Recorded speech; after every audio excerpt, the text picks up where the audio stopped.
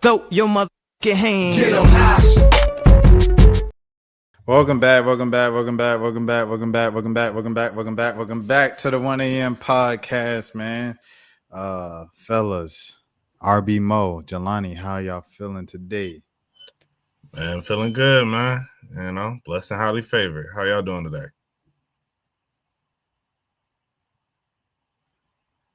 Jelani, you muted. It's unmuted, but you okay, I hear you now. No. I thought I heard you. Okay.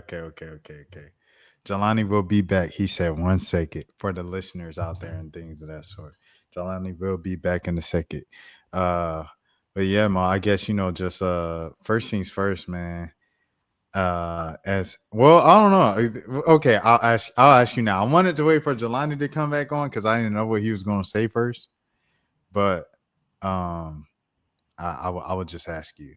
How you feeling about new formats, everything like that, new beginnings, everything. How you feeling about the pod? I like it, man. It's dope. Give us more ways to look at ourselves. But nah, I'm definitely excited for the new soundboard and everything. So yeah, progression. Yeah, y'all can hear me? Yeah, we can hear you now. Good now, okay, bet. Yeah, no, I tried to get fancy and have my headphones in, but like it just wasn't meant to be, I guess. So I just got to put up with my laptop mic.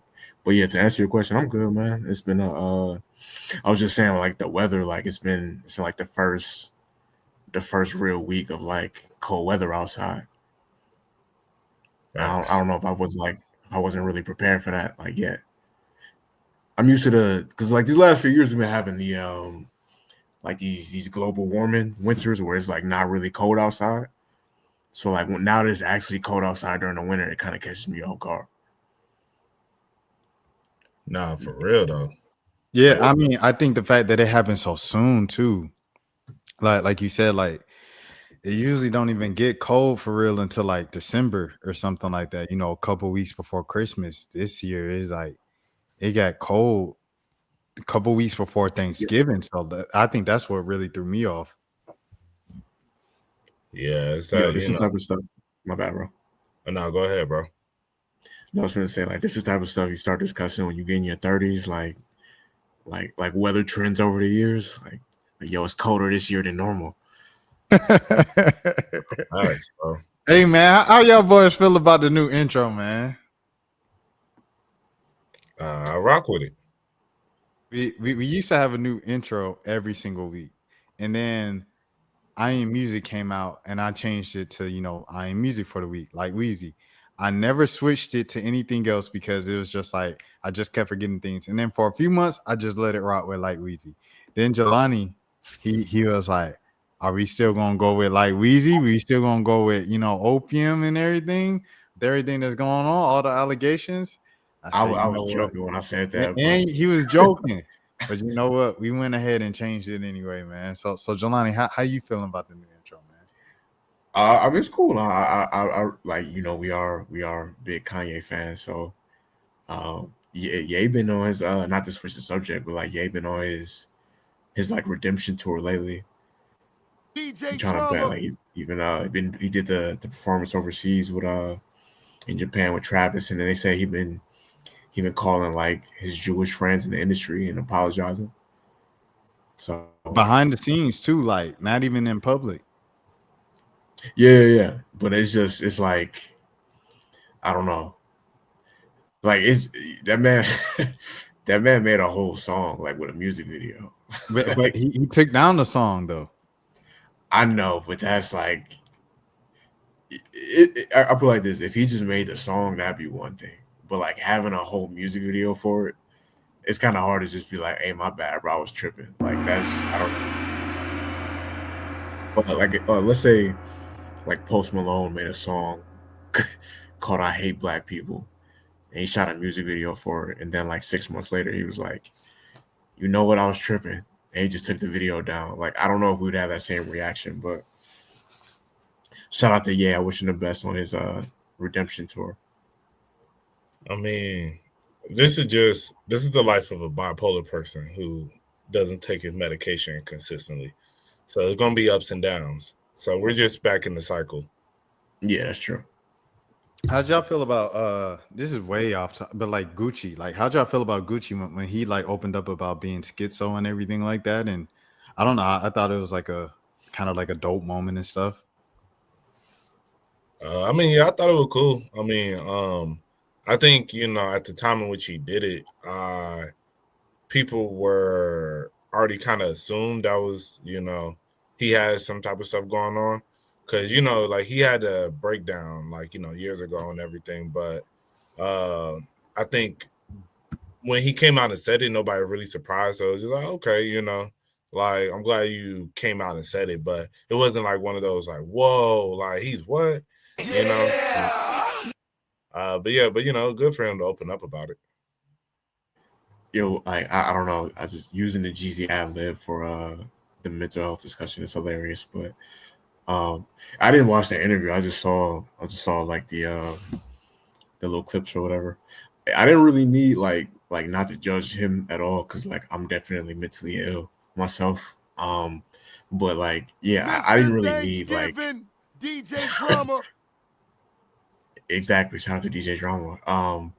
Yeah, I didn't really need it like Gucci to tell me that he had like mental illness. I could tell like back in the day that he was clearly like, going through some stuff as far as like I don't know what his personal life is or whatever, but he was doing a lot of wild stuff back in the day. Like he was kind of thrown off. I also feel like that was part of the reason why people liked his music back then, was that like he was kind of he was acting crazy in real life, so it kind of made it more believable. But it's cool to see him be like a dude in his mid 40s who's like able to look back at that era of his life and speak differently about it now, because it wasn't guaranteed that he survived that era. Like he was doing a lot of wild shit around that time, wild stuff around that time. We're still early in the show. Excuse me. Yeah, no, 100%. I don't know. I just always think it's dope when someone like you guys say, it might not be surprising, especially when you go on like one of the more famous Twitter rants. Speaking of, man, and I know we had this discussion briefly with Tyler, but like the thing with Rory happened last night, right? But then today I saw a headline someone sent to me. It was like Kayla Nicole, Travis Kelce's ex, and everything. Said she apologizes for old tweets. I was like, at what point does everybody just like accept the fact that like how do you say it? The what was considered the morality code and kind of like expectations and everything like that. And Twitter in general was just different back then. I mean, this new generation, bro, they are, I saw this one guy joke, this comedian, and he was talking about how like Gen Z is like a generation of HR people. It's like pretty much everything that they do is the stuff that you'll get called. I mean, everything that like that they want to get on people about is stuff you'll get called to the HR office for in a workspace space setting.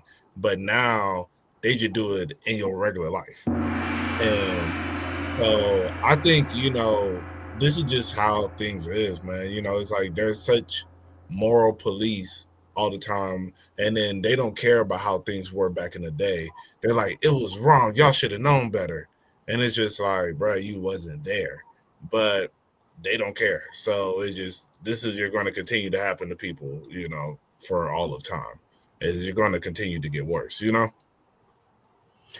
it's like he said, like you can go through any generation, decade by decade, and I guarantee you there was stuff from each era where it's like I'm not even just talking about Twitter, like just like culture in general. Like there's always been certain stuff that's as far as what you could say or like what you could do that in different eras it becomes like less socially acceptable than before. Like I was thinking earlier, like the idea of you talk to I'm gonna cut it off at like, let's say born after we born 1995, so we'll go there.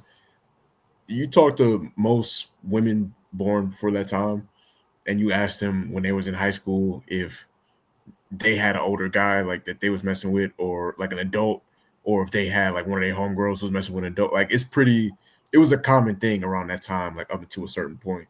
The idea of like older, like guys in their early 20s messing with teenagers. There would even be a certain point where like some of those guys would go to prom with the teenagers. Like they were 20, 21-year-olds going to like in like the 2000s around that time. So like obviously now in 2025, that's not really a thing no more. Like they got on these campuses, like they got, like police officers outside the building. You're not gonna be no grown man pulling up to no high school, but there was a time in like the 70s, 80s, 90s, probably up until like high school, like early 2010s, when stuff like that was acceptable. But it would be hard to explain that to somebody. Or even like the idea of like R. Kelly being 27 years old, openly dating 14-year-old Aaliyah. Think about, I don't even want to name an R&B singer now, but like think about that now. Like that wouldn't be a thing. So it's just the same with Twitter, where it's like certain stuff was acceptable to tweet in 2009, 2010, 2011, because it was a different era, and what was funny and what was socially acceptable back then was different. It's the same thing now. Like it's just stupid to try to cancel people for stuff that they tweeted 14, 15, 16 years ago. Well, what's the wildest thing that y'all have ever tweeted? See, okay, so Mo, do you have an answer or? I can't think exactly. I've said some wild stuff to people that was like more of like a personal wild tweet, where it's just like me saying that to this particular person was crazy. But yeah, outside of like, I don't think I have any tweets that's just like, oh man, like, to the whole community finna be like that, Yeah, see the thing about it for me, so my original Twitter account when I had like, well, actually, okay, I made my first Twitter account summer 2009, and I only had it for like 2 months, and that Twitter account actually is still on Twitter. And I made my real account that I had was from like 2011 to 2017, and like all my like wild tweets was definitely during that time, because that's like 15 to like 21, 22 for me. So yeah, I don't know. It's hard for me to pinpoint what the wildest thing is, but I definitely was like, especially in high school around that time, because we were like the first generation of teenagers to be on Twitter in high school. Like that, like we was there from the early stages. So yeah, just being in high school around that time, people would like, man, people would post girls' nudes. People, I'm not saying it was cool either, but like this was like reality around that time when people would post girls' nudes. People would expose each other for who they was messing with. It was like a very messy time. So yeah, I to answer your question, I can't really say what the wildest thing is, but like I was saying before, that 2009 to like 2014 era of Twitter was very wild. All right. Oh, Mo, you wanted to go back? Oh, I was just gonna say one thing I could think of off top. It was just one girl that said something about like, I wish you would just say you love me or something like that. It was something of that nature. And I remember quote tweeting it, and I was like, "Confessions of a Side Bitch." And so it's like stuff like that where it's just like yeah, like to people personally, it's like, dang, bro, you really said that, but it wasn't like nothing too crazy. But that was my bad, bro. Now you good. No, I was gonna say like that was the climate of Twitter around that time though. Like it sounds nowadays it'd be wild, but like that was a big part of Twitter, is just getting on there and saying what the wildest thing you could say was. Right. It was really like a shock value kind of contest in a way. And the funniest part about all the old tweets is like Maul probably has some of the wildest old tweets on Twitter, like in the podcast space. But like when his old tweets get brought up, people don't really care because they already hated him so much from his Drake takes during the beef. Like that's how crazy that's how crazy people took the Drake takes and stuff like that. And that was like, to see that, it was kind of like, dang, you know how bad people have to hate your music takes for them to not care about you joking about grape and things of that sort. You notice how I said it, fellas. Just for future reference on the pod, everything. I will Yeah. say also, it's like Go I don't ahead. think it's only the Drake takes, but I just think he just has wild takes in general. Like Yeah, he's yeah, always had wild takes on like the Joe Budden pod too, where that they would always kind of argue about, because he was like an early like Trump supporter, you know. he was, yeah. So it's like I remember recently on the episode they were talking about. There's like, yeah, like people will be saying like some stuff you say on here homophobic. He was like, how am I homophobic? He was like, because you be calling like, saying so much stuff is like gay and this, that, and the other. And he was like, cause people are gay. They be doing gay stuff. And like, so he says he be saying stuff and he stand on it. So it's like when you see old tweets, is it kind of like, well, that's just Maul. And then it's like, even if you did try to cancel him, he just gonna stand on what he said.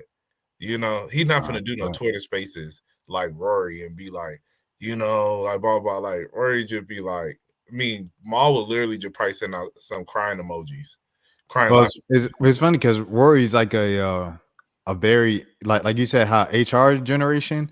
Like Rory has always been like the HR kind of dude with every pod that he's been on. So the fact that he got exposed for being like one of the craziest past tweets and stuff like that is funny. But like Jelani and you said, like it was just different back then, bro. Right. What was your craziest tweet, bro? All right, so my craziest tweet, and I only know because I had to clean my Twitter once I graduated college and stuff like that. So this Twitter is long gone, deleted, and things of that sort. And y'all know we support Black women on this podcast. Y'all know we protect Black women on the pod with my platform. I promote Black women. I love Black women, and I love women in general for sure. The future is female, and the future is now. Amen. Okay. With that being said, my wildest tweet. I was subtweeting this girl back and forth in high school, and y'all know who it was and stuff like that. Like I reached out to her a couple weeks ago, and apparently she likes girls now. And she got a girlfriend. So salute to her. Love wins. You know what I'm saying? We progressive on this pod. But that being said, I wasn't always like this. So in 2012, I think we were subtweeting each other because we just had a falling out and things of that sort.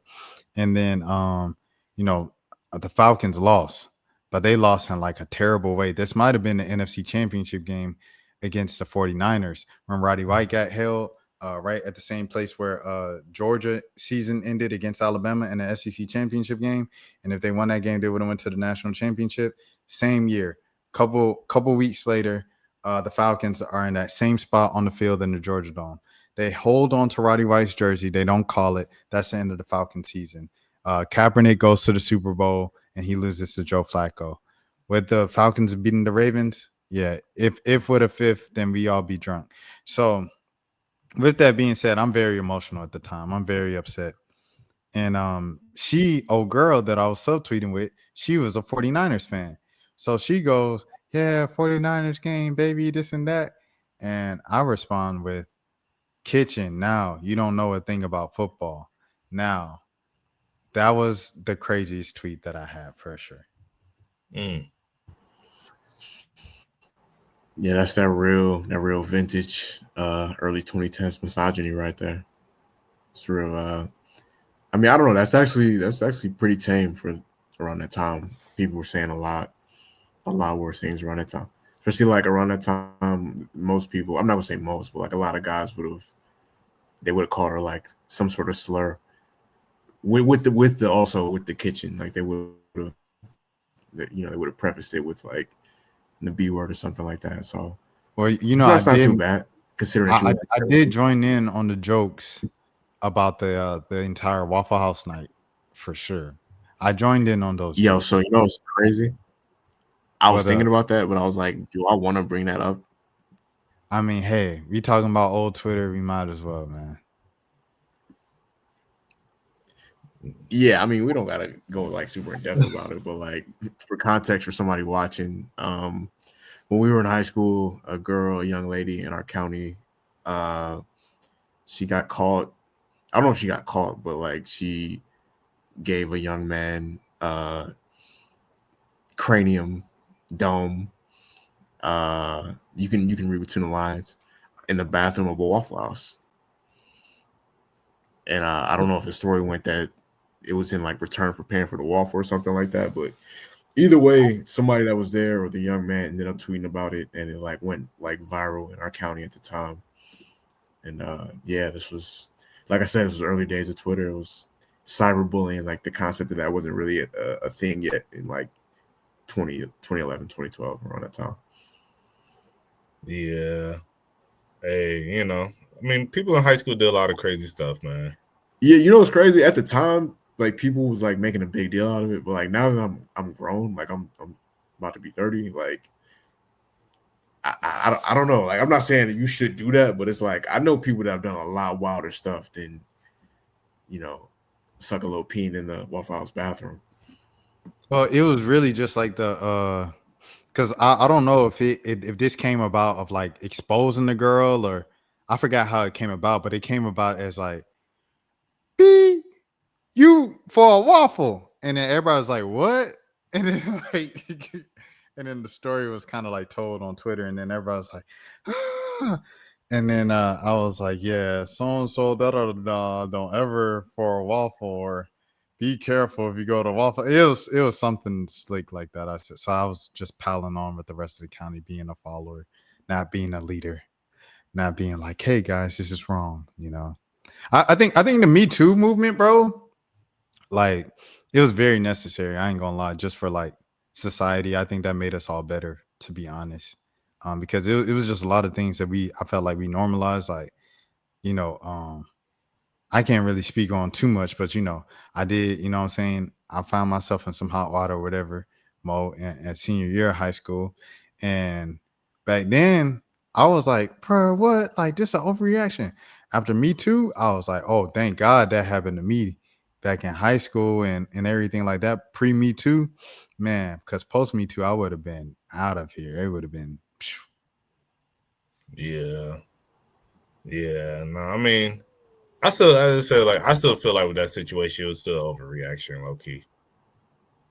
You gotta. I mean, I had to take accountability for it. You know what I'm saying? And then, like I said, with the whole Me Too joint, it was just like, you know, yeah.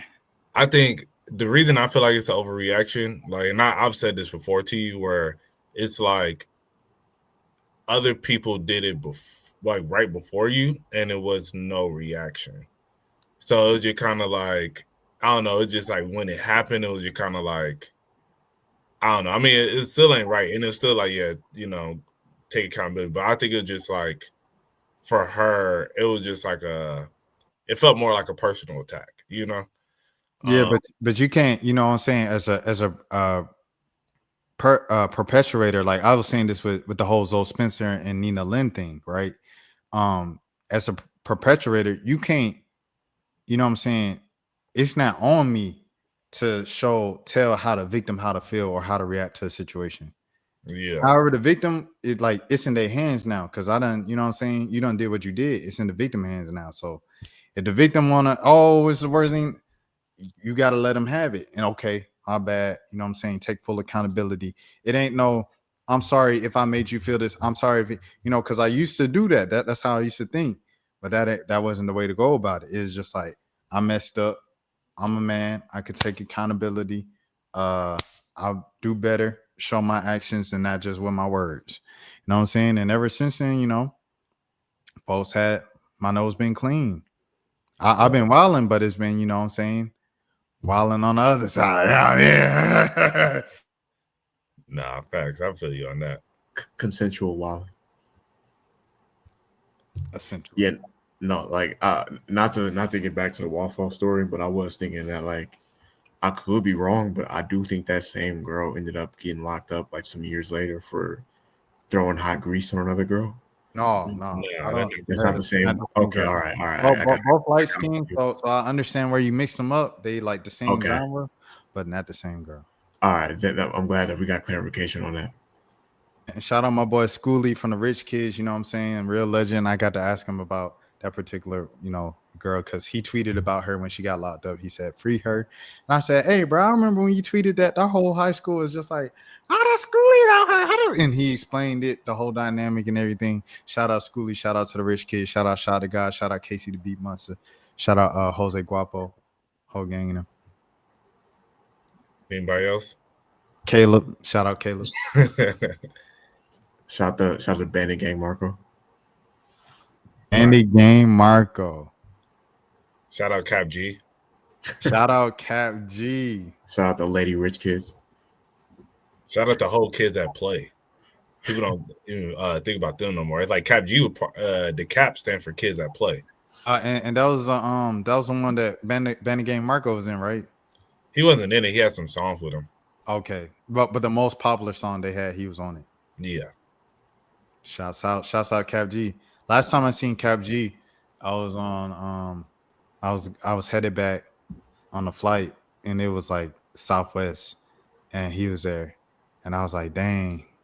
I was trying to get his attention. Like, he saw me looking at him, and he just pulled his hoodie down more. I just wanted to say what's up. Like, it wasn't even that deep, but yeah, he just pulled his hoodie down lower and just turned his head. So I was like, oh, I guess he don't want to say what's up. Right. I feel bad because somebody at the beginning of the episode said hi in the chat, and we never acknowledged him. We just I pulled it up, but you was in the middle of a thing, so I didn't want to be like stop you and be like, "Yo, Vin and Gaming, what happening?" Like, yeah, and it's a white dude with a shiesty on, so like, yeah, I feel like he might harm me if I don't acknowledge his comments. So definitely want to acknowledge. Shout out to Vintage Game.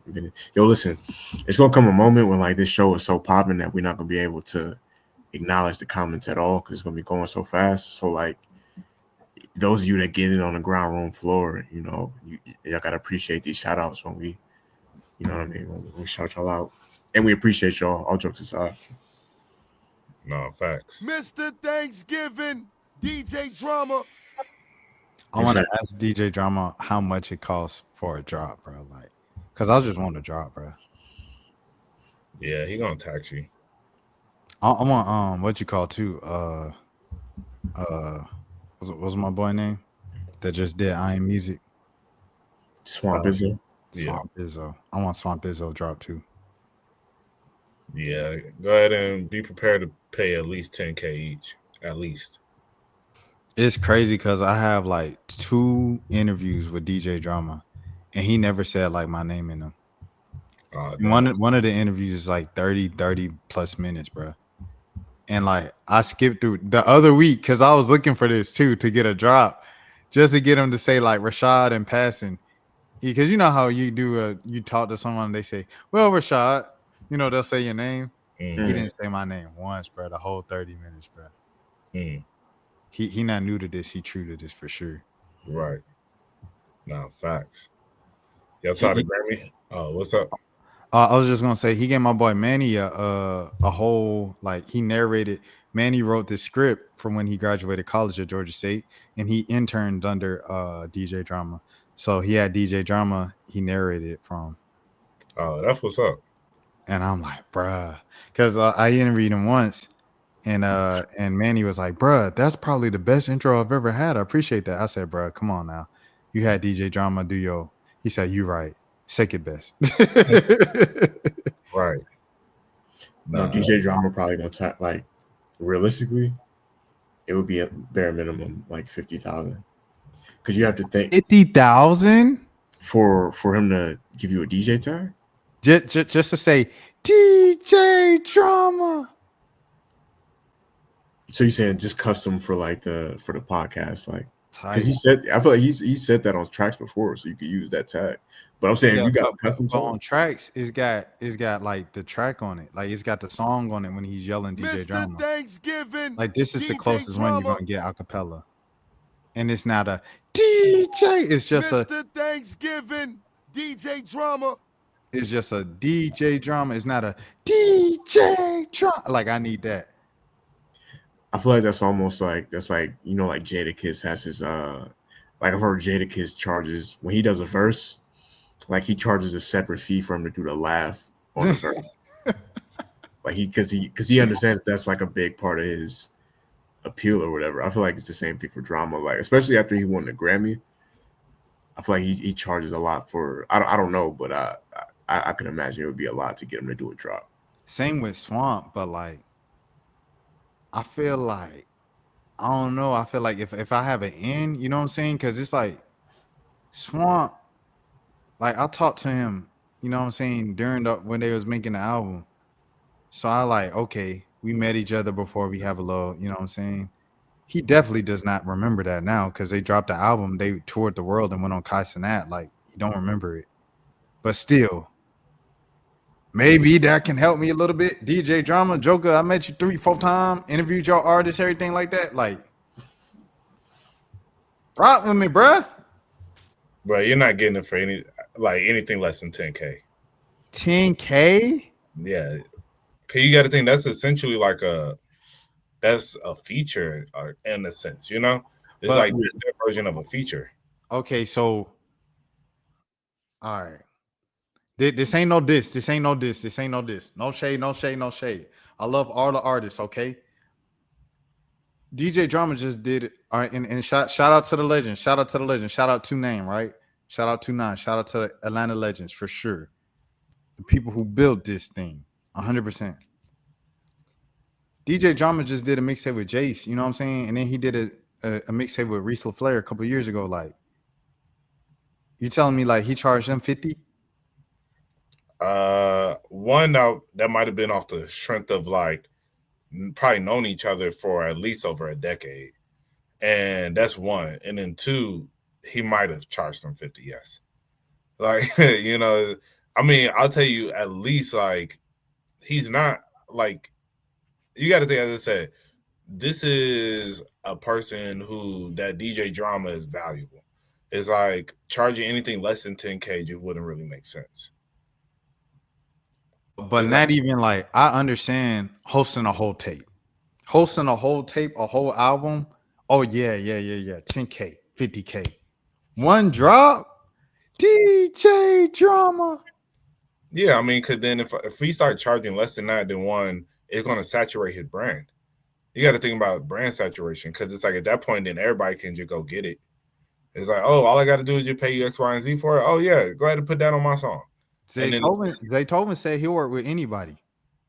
I mean, yeah, like for the love of the music, like I'll work with anybody if you like, you know, 'cause I love to create.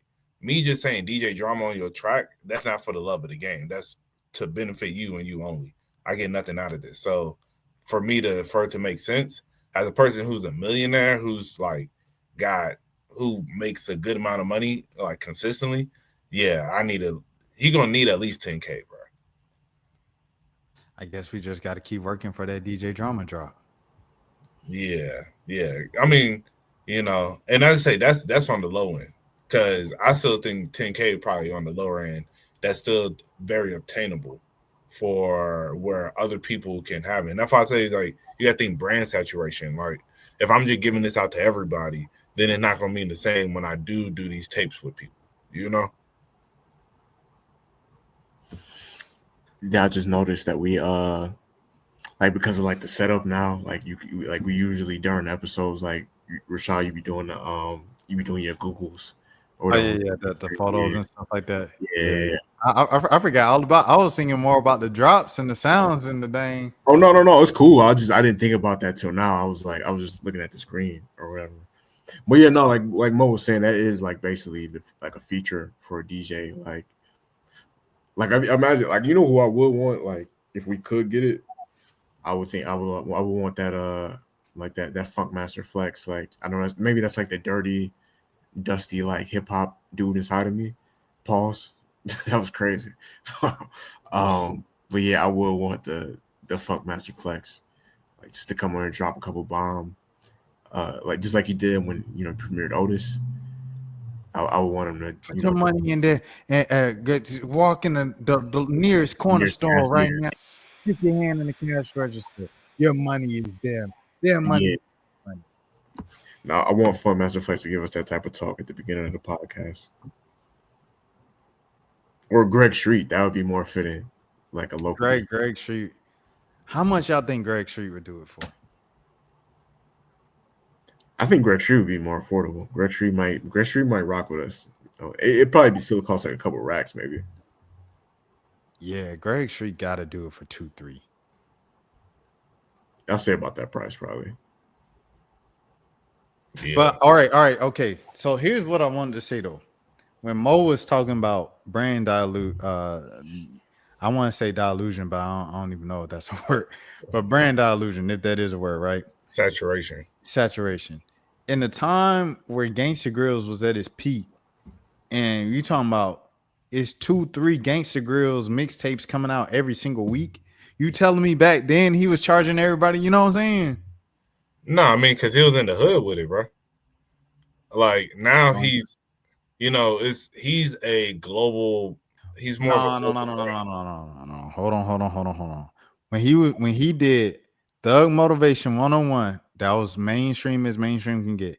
And then he was doing all them dedication Lil Wayne joints, and he was still doing random people's mixtapes on the come up. Anybody who just paid the fee. You telling me he was charging 50K back then? I don't think so. It was No, too many. It was too I many told you artists he with the wasn't. mixtape. I mean, I just said he was. I was like, he was back in the hood with it. That's why I said where he's at now is different. It's like he owns a whole record label that's signed to Uzi. This man that made millions on millions at this point. It's like, why am I doing it? That's like Mace. Mace talks about how like I saw Cam and Mace were talking. Well, Cam was talking, and he was like, I can't even get Cam to do a lot of stuff at this point because he's getting so much money. Like, if it's not at least like $250,000, like for us to do like anything, he's like, bro, why did you just call me for this? Oh, you talking about Cam? Well, Cam said that Mace. Yeah. Cam said that about Mace. Yeah. Yeah. But that's what I'm saying. When it's like, once you get to a certain point where it's like, I'm making a certain amount of money doing X, Y, and Z now, where it's like just doing stuff for like, unless I have a connection with you, then maybe I'll give you like, that homie discount or, give you something for free, X, Y, and Z. But for the most part, I'm like, that's what I'm saying. DJ Drama then racked in millions at this point. Like, he was 1,000 there when he was doing the Jeezy mixtape, bro. He wasn't making millions. Doing them Lil Wayne tapes, he would probably getting close to 1,000. I mean, get $1 million, but I still don't even know if that, because you got to think all that's just street hustle money. That's not like, you're not getting no tour money. You're not getting no residuals. You're just getting straight street hustle money off of that. So I think that's the difference. Now, as I said, when he's signed Lil Uzi, where yeah, stuff like that. It's like I've had some of the biggest artists in the world. Like my brand, like that's where I get to that's why I'm at the point of hosting a Tyler the Creator project, and that's why now getting somebody to host get him to host your project is more of it's really, I don't know, I don't even know how to describe it. I guess like a badge of hip hop like honor at this point, And then you said like he did it for Jace, but at the same time, it's like Jace is a Atlanta legend. Like Jace has over 15 years in the game. So and so is Reese. They both 2-9 members. Exactly. So that's what I'm saying. You say like, oh, he just did that for them, but it's like that's probably a connection that they've known each other for so long, where that goes to a deep tie to Atlanta. So yeah, he gonna rock with them a little bit, I mean, that's why I don't know how much he charged them, but like, yeah, I don't know. But I mean, maybe they did pay like a cool, like maybe like 20K. But that's why I say for the drop, for a random person, like for him to even consider it, it'll have to be at least 10K, I would assume. Yo, if you like, I was just thinking, because it's crazy, because I was thinking about this earlier. How much do you think it would cost to get a Beyonce feature if you had like an unlimited budget? I don't think Beyonce charges. But the thing about that, because the reason why I'm saying that, because they have like every now and then you'll see it'll be like a Middle Eastern like a Middle Eastern prince or something like that. Their kid will have a wedding or something, and then you'll stories about they paid like Rihanna or Beyonce or somebody like that like $10-15 million for like the one night only to come out there. I feel like every celebrity, even like the biggest celebrities, got that certain number where it's like, all right, even if I don't know who you are, like I'm I still got bills to pay. Like if you got the right price, C Stunner. How much y'all think C Stunner? Come on, man. C Stunner. This is 2024. C Stunner. How much? Come on, man. I C mean, Stunner. who is he? Now, I mean, yet again, you still got to think about like who are these people to him, and like, is it? Yeah, you just got to think about who are these people to him. Like, is this like a genuine like we know each other from a streets connection? Like, is he signed to somebody that that drama knows? That's why I say you got to like put all that stuff into account. You can't just be like, oh, see Stunner, like just think that some random person just walked up to him and just like, yo, can you host my mixtape? Like it's probably some type of connection, and then maybe he like his music, trying to sign him.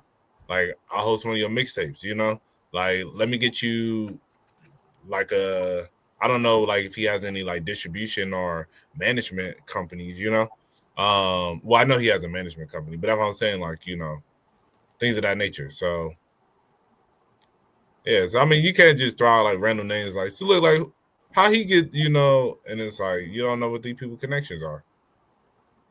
Okay, Jelani, to answer your question about Beyonce, does everybody have a price? I suppose so, like you said, because Rihanna, she ain't step outside and do anything music related for like 10 years. And she stepped out and did that Saudi Arabia performance for a gazillion dollars from one night. Yeah. I think for Beyonce, it probably had to be like 50 mil or something like that. I think for a feature. Yeah, because remember Kendrick was charging after Maroon 5 verse, he was charging $1 million for a feature. Yeah. So look, but I'm like, I think Beyonce probably charged like $5 million if it's something that she really want to do. But I just don't think she gives out features anymore. I don't even think it's like that she wouldn't charge you. I think if she really, and maybe she wouldn't charge you because she want to do a feature with you. It's like she got to really be enamored to be like, I want to give you this.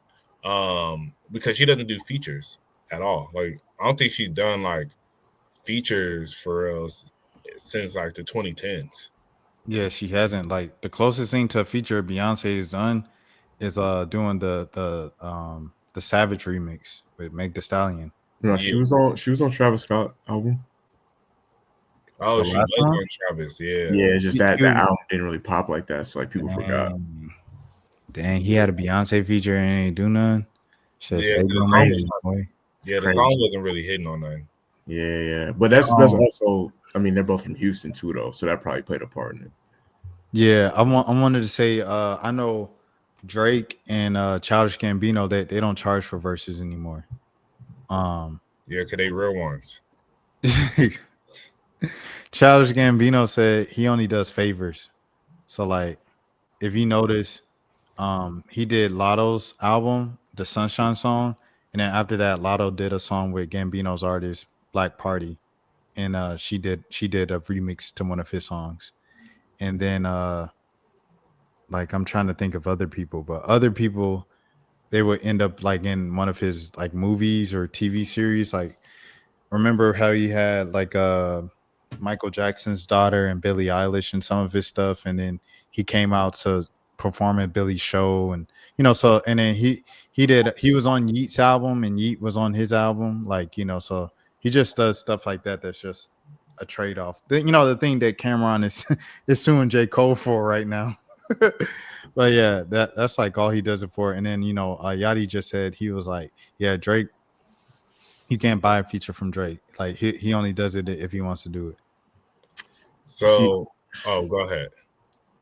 My bad, bro. See, like the thing about that sounds good, like that whole idea of like you can't buy a feature from me, but like, bro, these celebrities gotta pay taxes, dog. Like if you tell Drake, like, yo, I got $25 million for a feature, I don't think Drake is turning that down. I think he is. Like that boy getting, like he'll get $25 million from Steak. I don't know. It may be so. You might be right. I just think that's tough when it's like $25 million just to record a 16-bar verse. Like that's tough to turn down. Childish Gambino had a song last year with Jenny, a K-pop artist, and it's got Kali Uchis on it, and he's rapping and singing on it. I haven't heard a featured verse from Childish Gambino where he's rapping and singing in years. Like probably since like the dang Janae Aiko song from 2014. Like that's the last time I heard him rap and sing on a feature. K-pop, I'm thinking the money's crazy. She had to give him a bag. She had to send him a bag. Like I mean, but it's like at times you don't have to pay the upfront. Like, cause Drake doesn't charge you upfront, but he's going to get like residuals off of it. It's like when we do the splits, like I'm going to get part of this song, you know, and I'm pretty sure Childish Gambino gets a part of the money off of that song, and so I think that's where you don't have to pay me 25 million, like I don't, because you know, and realistically for certain people, you don't need that money. You know, it's like 25 million to us be like, bro, like how can you turn that down? But that's like with Kai Cenat talking about how he turned down like an $80 million deal for like a gambling company or whatever. yeah, it was something like that. Yeah, you know, like for the sake of, you know, like I know what my brand is and I know where I want to go with my brand. And that's where like the importance of a brand, you know, because realistically, if Drake was to give out feature just to anybody, it would just like 'cause I think what's his name was talking about this. It was an artist recently. I want to say Lil Baby, but then at the same time I don't. I feel like somebody else, but somebody was talking about how they were doing so many features that then it's like now I'm just done. Like I'm not doing no more features. Like I don't care what the price is. I've done so many for y'all. Like I've given out so much that I don't care to do it, or I don't care what the price is no more, you know? And I think that's where Drake is at with it. It's like I done so many different features. Like if I don't really rock with the song, if I don't really want to rock with or rock with the person, then it's like, nah, I'm good, you know? And that's why Childish Gambino's at that point too, because it's like, man, I done made so much money off of so much different stuff, bro. Like, I am more than well off. It's like I don't You got an Amazon deal. Yeah, you know, it's like, bro, I don't need any extra. Like I said, if you ask him 25 million, he's gonna be like, I don't really need that, you know? It's like, bro, like that 25 million would be cool, but it's like it's not life changing. So okay, all right. I don't see. I just don't think we could just casually say like I don't know. I don't think there's any celebrity where like I definitely I'm not trying to pocket watch too much, but like yes I am actually. I don't as much money as Drake and them are getting, like I just don't.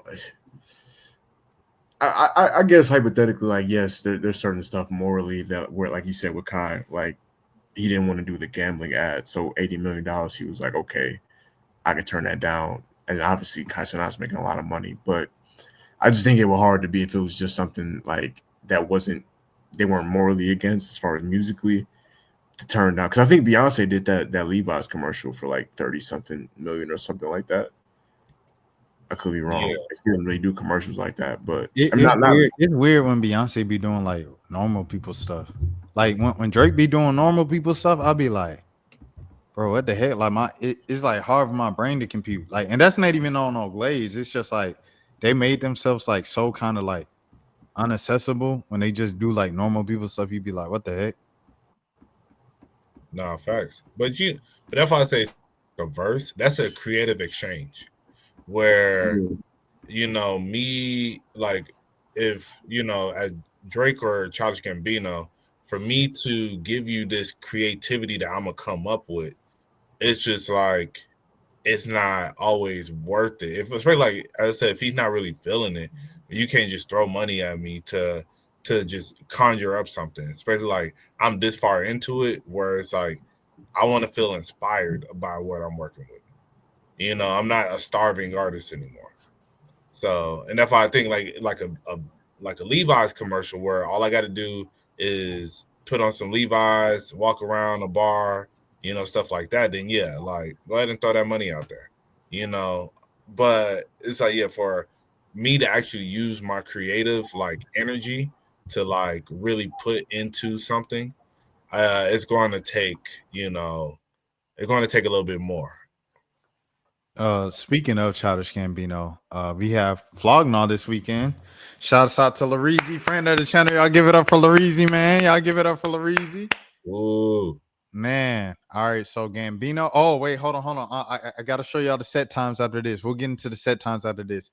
So Gambino, I told Mo about this earlier this week, but he had a voting on his website to where you could vote for the songs on the set list. I voted. I think, Mo, did you vote? I sent you the link, but did you vote? No, I didn't. It was 20 songs. And it was difficult, bro. Like we say, man, or like we said before, it ain't too many people that can beat that man in the verses. I'm not gonna lie to you.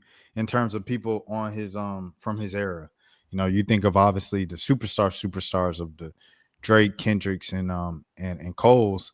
It's not too many people outside the big three from that era that can beat Donald. I mean, okay, Future, but Tyler, I think Gambino can give Tyler a run for his money. I think Gambino can beat Wale. Gambino can beat Big Sean. Gambino can beat Logic. Gambino can beat Freddie Gibbs, Nipsey, rest in peace. But outside of that, the big four, the Fantastic Four, it ain't too many people from that era that can see him in the verses. So this is what the fans end up voting for the top 10 so far before he closed the voting down. And it was Redbone, LES, Sober, 3005, Sweatpants, This Is America, Mystery Song Cover, Where Have I Been, Monologue, Latonia, and Bonfire. Now, this is a lot of new fans, as you guys can see, because I ain't going to lie. I feel like any real fan, bro, shout out to Bando Stone, but it ain't going to be too much Bando Stone on for a real fan, for the real OGs, everything like that. You talking about feel like summertime, everything like that. Nah, we want that. Hey, we want that royalty. That's what the real folks want. But anyways, with that being said, any thoughts on this list? But before we go to the times and everything for Flognaw. Yeah, I'm not my bad, bro. No, go ahead, bro. No, I was gonna say I'm not. I'm definitely like a Gambino fan, but like my era, like is mostly, I would say, from Royalty up until basically Royalty through Awaken My Love. I didn't really play Awaken My Love like that, like a lot, as much as this previous stuff. But yeah, the only song on here that I'm not a fan of is I've never listened to LES before. I'm not really a fan. Not Bonfire is not a bad song. It's just it didn't really age well. Like it kind of feels like you're not a Camp fan, is what you're saying. Yeah, I'm not really a fan of that era of his career. You know what I'm saying? But yeah, no, he definitely got. Come on, we've spoken about it before. Like he got a lot of heat in his catalog for sure, especially because of the internet. That's my favorite body of work from him. Agreed. Dang, Jelani, I feel like you miss all the like recap type shows and stuff like that. Cause Mo and I have talked about this on recap shows, a few of them and stuff like that. And I'm like, dang, this is my first time hearing you kind of say stuff like that. And I'm like, because you ain't never been on the recap shows.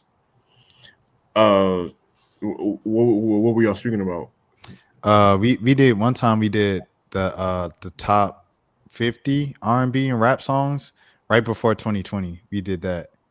And then other times it's just like, when we do the versus episodes and stuff, which we spoke about last episode. We was like, dang, Jelani ain't never been on a versus episode. Oh yeah. No, I haven't. Oh, so y'all did like a list of like the top 50 songs of the 2010s. We did it in 2019 in December. Oh, that's crazy. I didn't even know. Yeah. So, but I mean, the good news is, we have a month to plan for an end of the year recap show and everything like that. And what y'all want to do? Y'all want to do top 50? Like what y'all want to do? Top 50 songs, top 50 albums? Yeah, we can do both. Jelani is scratching his head. I know most weeks you're like, I listen to stuff. Oh no! I wasn't. My eyebrow was actually itching. No, I was just joking. Every time you bring up an album, if it wasn't no old heads, he said, man, if it was Ghostface, Raekwon, anyone from Wu-Tang, he said, oh yeah, man, I love that album. Bro, it'd be hard. Like, yo, it's hard for me to like.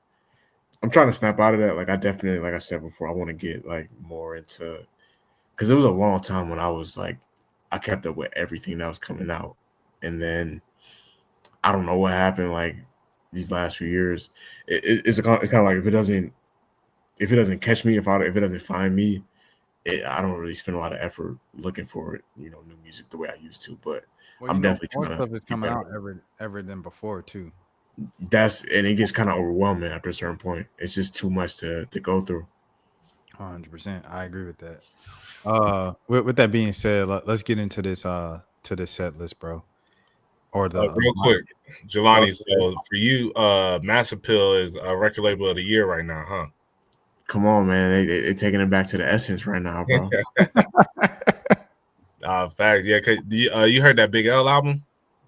I didn't hear the Big L album. I listened to most of the Mobb Deep album, and they had a few other ones this year. I feel like I'm missing out on. I forget who else. It's been a lot, bro. I know De La Soul put out an album this month, and then Nas and DJ Premier, they got one coming next month, or they're supposed to at least. What was the other one that they put out a few months ago that like I gotta look back, but I listened to a lot of the like I listened to Big L, obviously. I listened to Rakim. You listened to Rakim this year? right. I think Rakim did put out an album with them. Yeah, Rakim put out an album. I listened to Rakim. I listened to Raekwon and Ghostface. Slick Rick dropped earlier this Yeah, year. yeah. I was about to Rick say, is I so was like, who was it? Slick Rick. That was Slick the one Rick, I was thinking yeah, about. Slick Because Nas did the verse on that joint, and he went crazy on that one too. Yeah. See, I'm converting y'all into dirty hip hop heads like me. No. I know I have to listen to these things just to know like what dropped and what sounded like what, because I know it's part of my duty. I gotta do it. Yeah. Man, I owe it to hip hop. Like, you know what I'm saying? Like, at the end of the day, beyond all that, like I owe it to like the genre that like I am hip hop, bro. Like, we grew up hip hop, like Chicken Nation, bro. I'm hip hop down to the bones, bro. Like that's what my whole life was built on, hip hop. I will say, I agree. I grew up on hip hop. But I recently, like, with a lot of the like albums coming out with like Raekwon and Ghostface and all that, everything coming out with Mass Appeal, it making me realize, because I didn't grow up on that hip hop. I grew up on like Southern hip hop, like I remember one of the like being, I think I was like 8, 9, and getting like the Rocco album, like stuff like that. So I never listened. I'm gonna be real, bro. Like a lot of those New York artists, like I've never listened to a whole Big L tape. Like I'll listen to some of the tracks on there and I rock with it. Like, I can appreciate the hip hop in it. But like, yeah, Big L, Raekwon, none of those people, I haven't listened to none of those albums this whole year. I'll be real. Like, and I've never, any of those people that did release something, I haven't listened to a whole album from them like in the past either. But like I do appreciate it. But it was something that I really just kind of like realized earlier this year with all the people dropping. I was like how Jelani was like, yeah, Supreme Clientele 1 was like one of my favorite albums of all time. And, I'm just like, I was like, yeah, I've never heard it. Yeah, I had a cheat code because my dad is like, okay, my dad is a hip hop like nerd to the highest extent, but like my dad is also like first generation hip hop. Like my dad is from Lynn, Massachusetts, which is right outside of Boston, and that's like Boston's like a few hours away from New York, and he's a part of like that first era of people that was like teenagers when like Rapper's Delight and all that stuff came out. Yeah. So like he saw it from damn near day one, you know what I'm saying? And then he moved to Atlanta, or Powder Springs, but he was going into the city around that time, like the party and around that stuff. He was working in the city in 1991. So like he saw Atlanta become Atlanta culturally, but he also saw like the East Coast become the East Coast as far as hip hop in like the 80s. So it was like a balance in my crib growing up where like I was listening to like Soulja Boy and D4L and all that stuff, but like also my dad was listening to Wu-Tang and Rakim and all that stuff. So that's really, it came from him. Like that's the only reason why I know like all that 90s East Coast stuff that I know about. Yeah, no, like what Mo said is exactly why I'll never like. Well, I wouldn't say never, but right now I wouldn't. I think I feel like I'm smart enough to not call myself a hip hop head. Like it's just too much. It's just too much that I haven't like heard or like know to the core. I feel like Jelani, you could consider him a hip hop head. Like LeBron James has labeled himself as a hip hop savant. Tyler the Creator, like that's someone who is a hip hop head for sure. Like the people who know like the album cuts, you know what I'm saying? You could see someone from De La Soul and be like, bro, that so and so out. Like, bro, how do you know that? Like, you know what I'm saying? Like, you know something beyond like the basic hits and stuff like that. And I feel like, you know, I'm doing my duty of just even knowing the basic hits and stuff. But then, you know, you have other people that are like, man, I wish more people would know like more than passing me by from Fair's. And it's like, I'm sorry, bro. Like, I'm doing the best I can, bro. Like, I'm doing the best I can. I think it's. My bad. Well, I'm gonna say it's like I think it's, you know, one of those regional things too. As I said, us growing up in the South is just how like on the West Coast, I feel like them growing up on like, you know, E40 and what's some of them other Too Short. Yeah, like Too Short, and there's another person in particular I was thinking about, but I can't think of his name. But you know, Mac Dre. nah, not him either. It was just another person. But I would say, like, you know, a lot of those people when they growing up, they listen to a lot of that stuff. So for them, I don't think you can say they're not a hip hop head, but because that was the hip hop of their era, you know, of their surroundings. You know, just like we ain't gonna know none of those. Like I'll never listen to a whole E40 album. You know, and I think so. I think it's just all about, because if you talk about like Southern albums, I done heard all the Southern albums, all the Southern mixtapes that were coming up. You know, like ain't nothing you could tell me about like the Droughts. You know, Gucci, like the Bird Print. You know, the little how Gucci had a tape with everybody in Atlanta during one point. You know, stuff like that. So I think it's just like, I don't know, like the hip hop head moniker. I don't think it should only go to the New York hip hop, you know?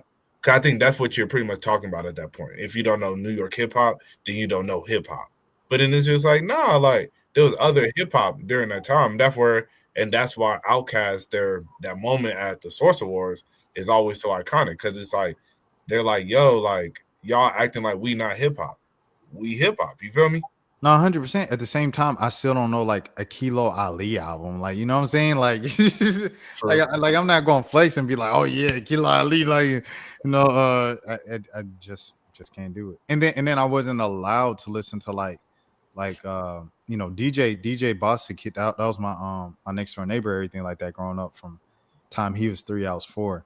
You know, so he would have the Outkast albums, everything like that, and that would be the only time I could listen to it. You know what I'm saying? Like I wasn't allowed to listen to it back home next door. So it was just like, there's a limited amount. It isn't like I can just give you like album cuts for Outkast, the first couple albums, you know, anything before the double disc, you know what I'm saying? Like I just can't give you all the cuts and everything, because I just wasn't the same time my peers, a lot of y'all were, but like I probably know more funk and soul than most of my peers in old school, because that's what my parents were playing around me and stuff like that. So Right. it's really, like Jelani said, come down to what your parents is playing too. Yeah, my dad was playing like DMX and Tupac, heavy. You know, bro, I'll never forget the first time I ever heard you know, Coochie, but you know, like DMX actually said, you know, pussy, and and but I remember it was just like, imagine, you know, he said the P word, but it was like in one song, I'm like 4 years old, we're driving down the street and we're on a road trip, and the song was just like, and the coochie was good. And I remember like I was in the car with my family, and I was just like, Dad, what is coochie? And he was just like, and my sister started laughing, and just like, my dad was like, you'll learn it when you get older. And you did. Yeah, I did. He said, and he did. But Rashad, Um, you're not giving yourself enough credit though, because you say that you wouldn't consider yourself a hip hop head, but I can guarantee you, myself included, like if we talking about music that came out within the last 10 years, like especially specifically rap music within the last 10 years, you're probably more knowledgeable than the vast majority of people. Like you know a lot more as far as like you know way more about the newer stuff than I do. yeah, I was about to say the newer stuff, like as an adult, where I was like in control of my playlist. But like, you know what I'm saying? Like when people are like Marco Plus, like when I tried to debate hip hop with him and stuff like that, like he was going off, he was saying like whole Jay-Z verses that like I never heard before. You know what I'm saying? It's just stuff like that. There's just like I can't. I got you. Yeah. Have you listened to a whole Jay-Z album before, Rashad? Yeah, uh-huh. Okay. You said an old Jay-Z album? A whole. Bro, Like- I have 444. Like you Well, I don't mean, remember me I'm having thinking like 444? the older stuff, like the Yeah, old, that's why I asked. I was like, Yeah. you mean an old Jay-Z album? yeah. Yeah, because remember I was playing 444 in the car one time for Chris. Shout out to Tally. Right. And bro, like he fell asleep. Like, we was on the way to the Hawks game. I played 444, and he leaned the seat all the way back. And by the time we got back to that little stats downtown by the arena, oh yeah, he was knocked out. I had to wake him up. He said, "I ain't gonna lie, bro. That album was boring, bro." Yeah, so shouts out to Tally for sure. That's my dog, man. Right. We got to bring him on the pod at some point. Yeah. But yeah, no. I went back and listened to like I think probably like the blue. No, I played the Blueprint on one because remember I was doing all them drives from when I was living in Mississippi back to Atlanta. Yeah. So I played like the Blueprint on one of those drives, and I'm pretty sure I've heard like another like older album, like anything before Blueprint 3, because I feel like Blueprint 3, Run This Town, all that, like I'm old enough to like, remember that stuff. But Yeah, we was in high school now. I'm kidding. but anything before, it's like stuff that I have to like dig into. That's another thing that makes me like sound kind of old right there. Is like, we was in high school when a Jay-Z, like, okay, if you was in high school, 444, I kind of look at that kind of weird because like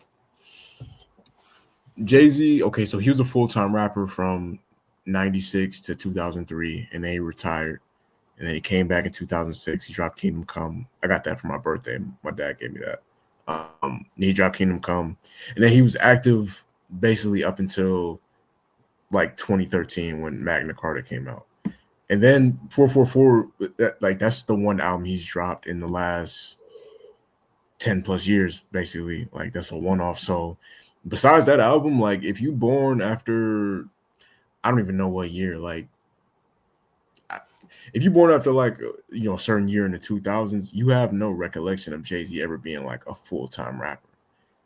Facts. And if you was like in middle school in 2017, you definitely wasn't listening to 444. So he's kind of never been. That's why I don't really trip when I see the younger generation disrespect him. Well, the thing about Jay-Z though is like they still play "Give It to Me" every single week in the club. Yeah, no, I mean he has so many major songs from like, but it's mostly from that like 96 to his core era is like 96 to like 2003. That's where the majority of his iconic songs came out, like during that time. So if you wasn't, even us, like I was a little kid, like my earliest memory of Jay-Z is I remember we had these babysitters when we lived in Detroit that was kind of like we at the daycare center we went to, there was kind of like hood rats or whatever. So like they would watch music videos sometimes like at our daycare or whatever. And I remember them watching like the Ace of the Izzo video. That's like the earliest. But that's by that point Jay-Z was already like 5 albums in. Like that's not even 90s era Jay-Z. And we 30. So like say it again. Oh no, I was just saying it still counts though. Yeah, so I'm saying like we 30, and that's the oldest version of Jay-Z or the youngest version that I can remember. So somebody 5-10 years younger than me, like they don't really have no memory of Jay-Z ever being like a cool person in their life. 100%. That's a good point.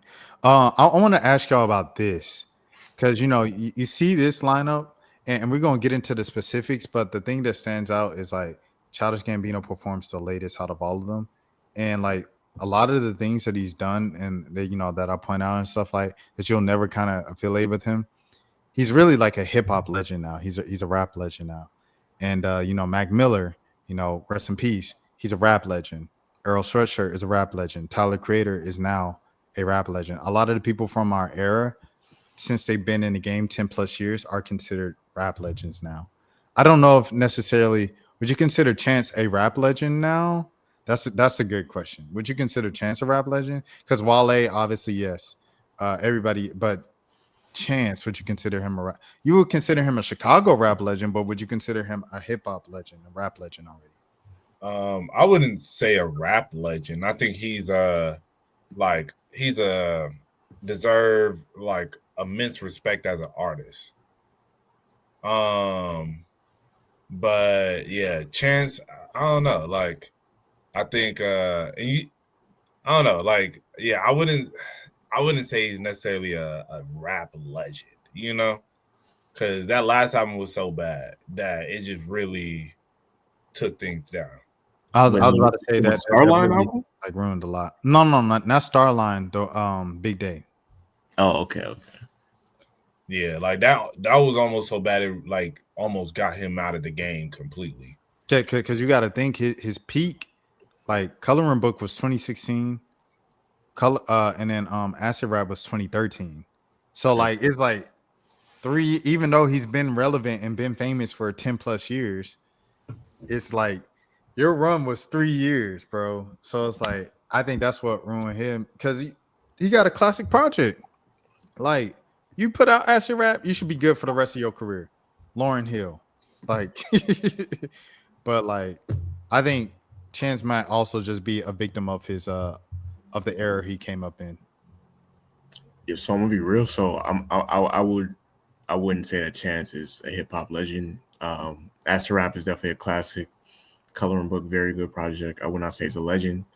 But I'm gonna be honest, even Childish Gambino, like I think if we talking about his like the totality of like if we saying, creatively what he's done, like as far as the TV shows and everything together, yes, he's a legend. Like creatively, I would say so. I don't know if I would say he's musically a legend, if I'm being honest. And I'm a Gambino fan musically. Y'all know that. Like, but I don't know if I could say he's musically a legend, if I'm being honest. But he's a legendary creator. Like, Atlanta's one of the greatest TV shows of all time, for sure. But like, I don't know musically if I would have him as a legend. I agree with that. I just think he's done too much in music for like a lot of stuff that's overlooked. Like he's got a song with Gucci. He's got, what I'm saying, like songs with Ghostface Killer, RZA, Raekwon. Like I feel like he's done all of the hip hop legends. So all of TDE, he produced a song for Kendrick Lamar. Like I just feel like he's done kind of too much, and then especially on like the just putting people on thing of just like he was one of the first. I had this conversation with Mo, one of the first to introduce the West Coast and LA Leakers to Young Thug, and introduce the world to Chance the Rapper, and I just feel like everything he's done in totality, like it's a lot of stuff that he doesn't. You were like, oh, he did that. I didn't even know. Like he's got a like he's on Funk Flex. He's on a Funk Flex mixtape. Like there's a lot of like hip hop kind of stuff that he's done that he doesn't get credit for. I mean, I think he has a lot of connections, and he is like within the industry. A lot of people respect him and appreciate him, but I think like a hip hop legend, like I think realistically, like he don't have any iconic verses. And I mean, like I know you as a fan is gonna feel like there's some verses, and me as a fan, like I really rock with Childish, but I just think realistically, like the everyday person, they're gonna be like, bro, when Buddy got on this song, like he went off, like most people as far as his rapping, they're gonna probably think 3005, which he did his thing on, but I don't think like they finna be like, yeah, that's my word. So I think that's where like him being a hip hop legend, and then like, and I think most people really when they think of Childish Gambino more than not, they're gonna think about his R&B album, his soul album, you know? So I think with that, that's where, you know, the hip hop legend part, it's not really there. He also made This Is America. Well, true. But, you know, that was more because, like, the video. I do think you can make a case. If you want to make a case for him being a legend, you could make it off the strength of, like, when you talk about his era of hip hop, he would have to be one of the rappers that you would mention from that time, like that blog era class. Just off the strength of that, like I do think you make the case from there. I'm not mad either way as somebody saying, like, I could definitely understand why somebody would say, like, just because. Okay, so it's two different conversations. Are we talking about rap legend or just music legend? Yeah, that's what I'm saying. Like, I think, like, if it's a hip hop rap legend, I don't think he's there. But I think like, hip hop rap legend, bro. Yeah, that's why I don't think he's a hip hop rapper. I think if you have multiple songs with like Wu-Tang Clan members, you're on a Funk Flex mixtape. You have songs with Gucci, Fat Gucci, Congested Gucci. Like that doesn't make. I'm saying like the average consumer, because it's like there's a lot of people who got a lot of, like, as you said, what was that dude, Stunna C? He got a DJ Drama, you know. Okay, all right, but does Stunna C have a song with Gucci Mane? Does Stunna C have songs with the Wu-Tang Clan? Does Stunna C have a song on a Funk Flex mixtape? Like, you know what I'm saying? Like, it's one thing if you have a one-off. Gambino has a Gangsta Girls mixtape. Gambino, like, he has a lot of like hip hop stuff. Yeah, but I'm saying like but like I go back to, he's very well respected, but like, what is his iconic verse? He made hip hop's "We Are the World." What is his iconic verse? Like, what is the average fan, like the average everyday hip hop person, going to point to with Childish Gambino? The average would have to be one of the 3005 verses. Yeah, and that's what I'm saying. Like, and they're not, like, when we talk about these hip hop heads, where are they going to look at Childish Gambino? Because you could easily say like Freaks and Geeks or something like that, but like a lot of people don't know that now in 2025. Which is Sweatpants too, though. Well, what'd you say, Jelani? I said Sweatpants too. I think that's like one of his bigger songs. Yeah, but I mean, but do people know like the rap verse? You know, because they know the I don't want to, or like the OKKK. You know what I'm saying? Like they don't know like the whole verse. So you know what I mean? I don't know. I feel like that's a I ain't gonna lie. That opening verse. I know my Gambino got that game lot. Yeah, people know. No, I'm saying the second verse. I feel like that's, if we talk about verse, that's probably his most notable. I don't know. Maybe that's. I remember like I was like when I was living in New York a few years ago. I was staying at my aunt's crib, and like my little cousin she might have been like 14 at the time. I remember she used to play that song around the crib all the time, like this way. And I used to wonder like, how did she even? Because she might have been like 6 years old when that song came out. I was like, how did she play Sweatpants? And I don't know. Maybe I'm tripping, but I think that's like one of his more notable. Just as far as rap goes. Do You Like is like a TikTok song too. So it's like a lot of songs that like LES became his second most streamed song ever, and that was like an album cut off of Camp. Like, you know what Jelani said, he didn't know, like that's why it was voted so high, because it's like, I don't know, it kind of randomly just caught fire. It doesn't have a video. It was an album cut from his most like album that people hated on in terms of like professional critics and stuff. And for some reason that song just, so people know that song. But it's kind of like, you know, how we were talking about with Tyler of the She and the songs from like, you know, that era, the Tron Cat era, that have kind of like gotten more popular as the artist got more popular. But go ahead, Mo.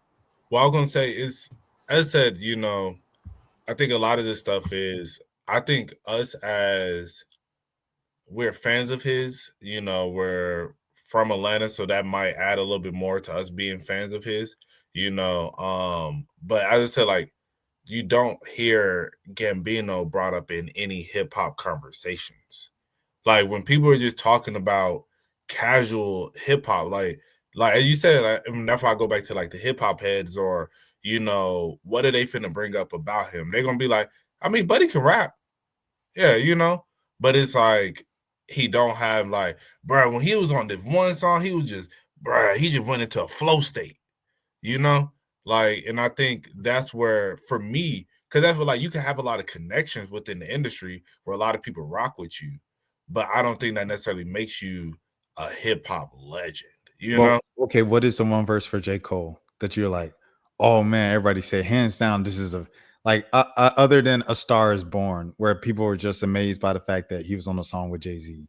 I mean, shoot, just when he dropped Clouds, we could do recent times. Like when he dropped Clouds, people would just like, You're saying people, man, come on, Mo. Come bro, on, people Mo. was, bro, Come they on, was like, Mo. bro, he We talking about iconic hip hop verses. We talking okay, about I'm saying like, all right, his most iconic, because I'm talking about like, what is a verse that everybody was just like, bro, when Buddy dropped this, he went into a flow state.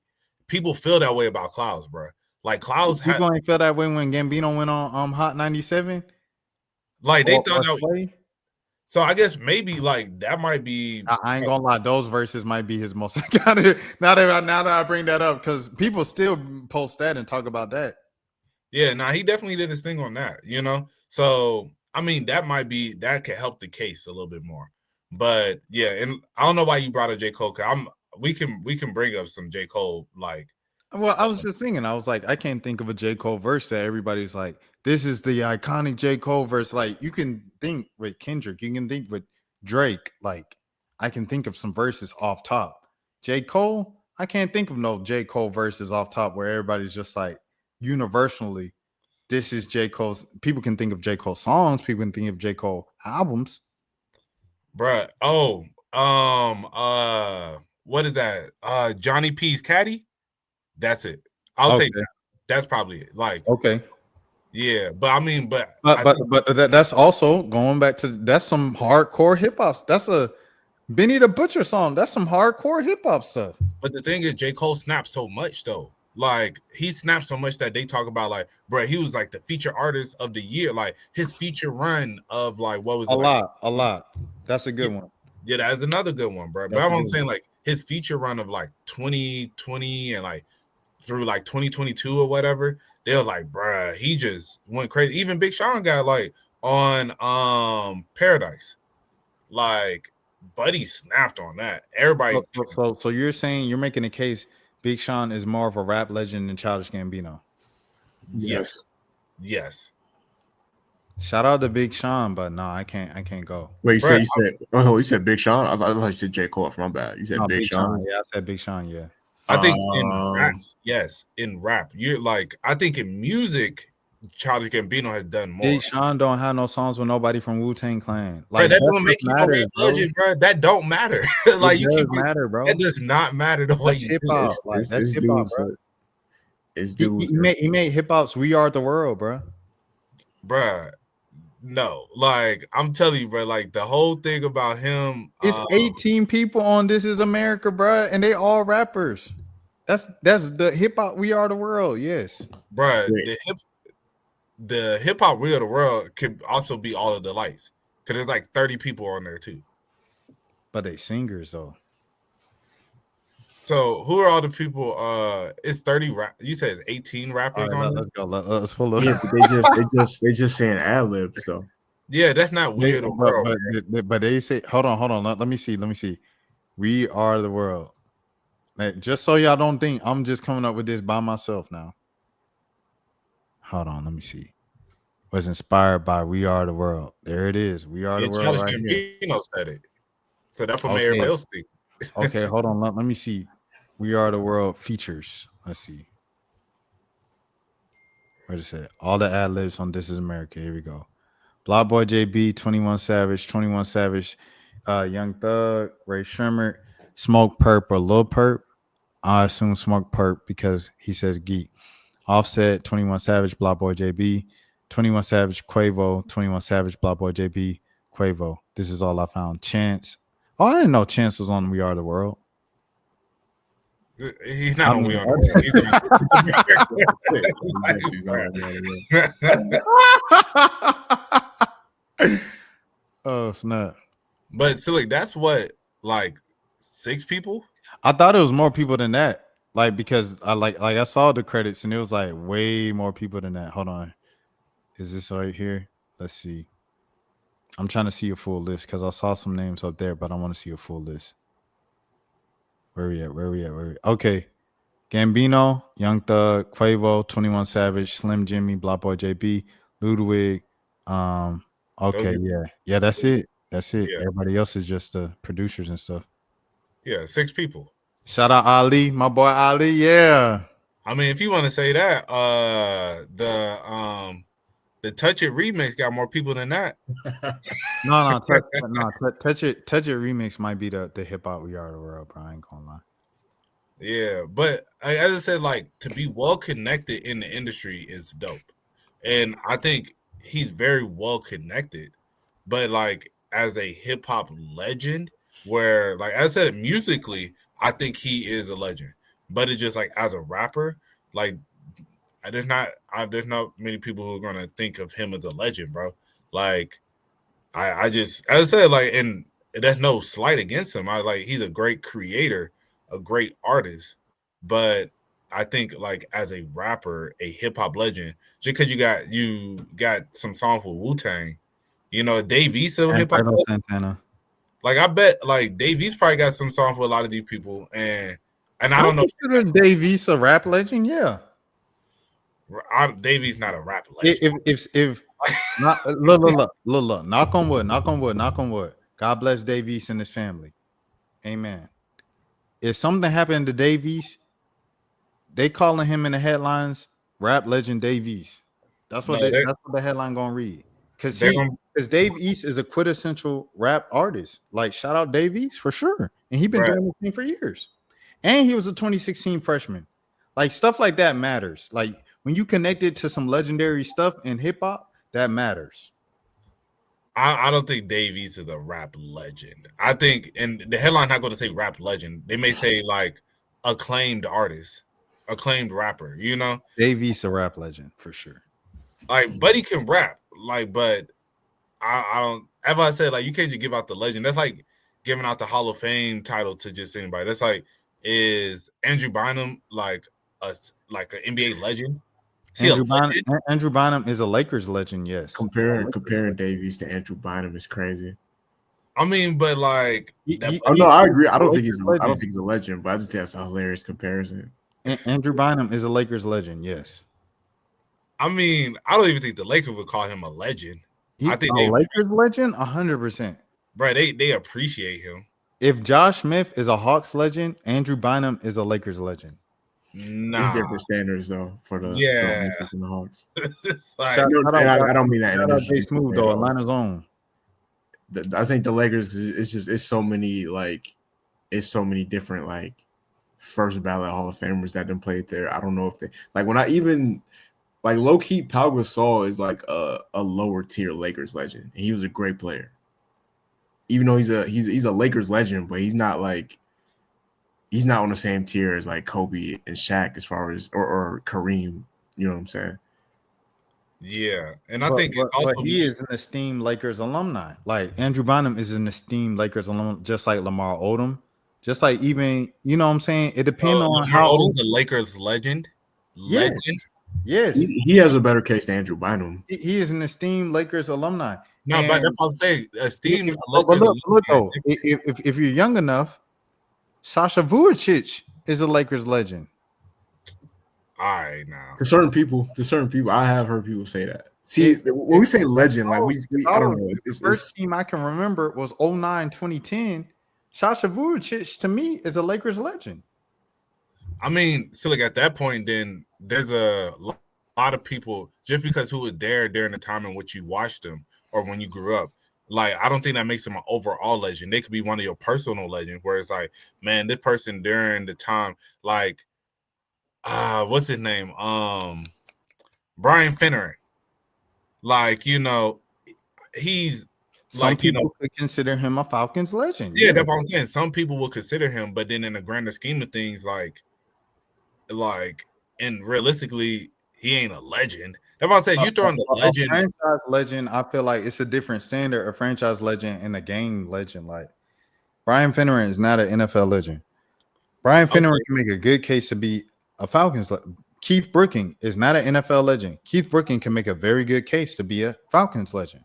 No facts. Okay, but so let's bring it back to the hip hop conversation then.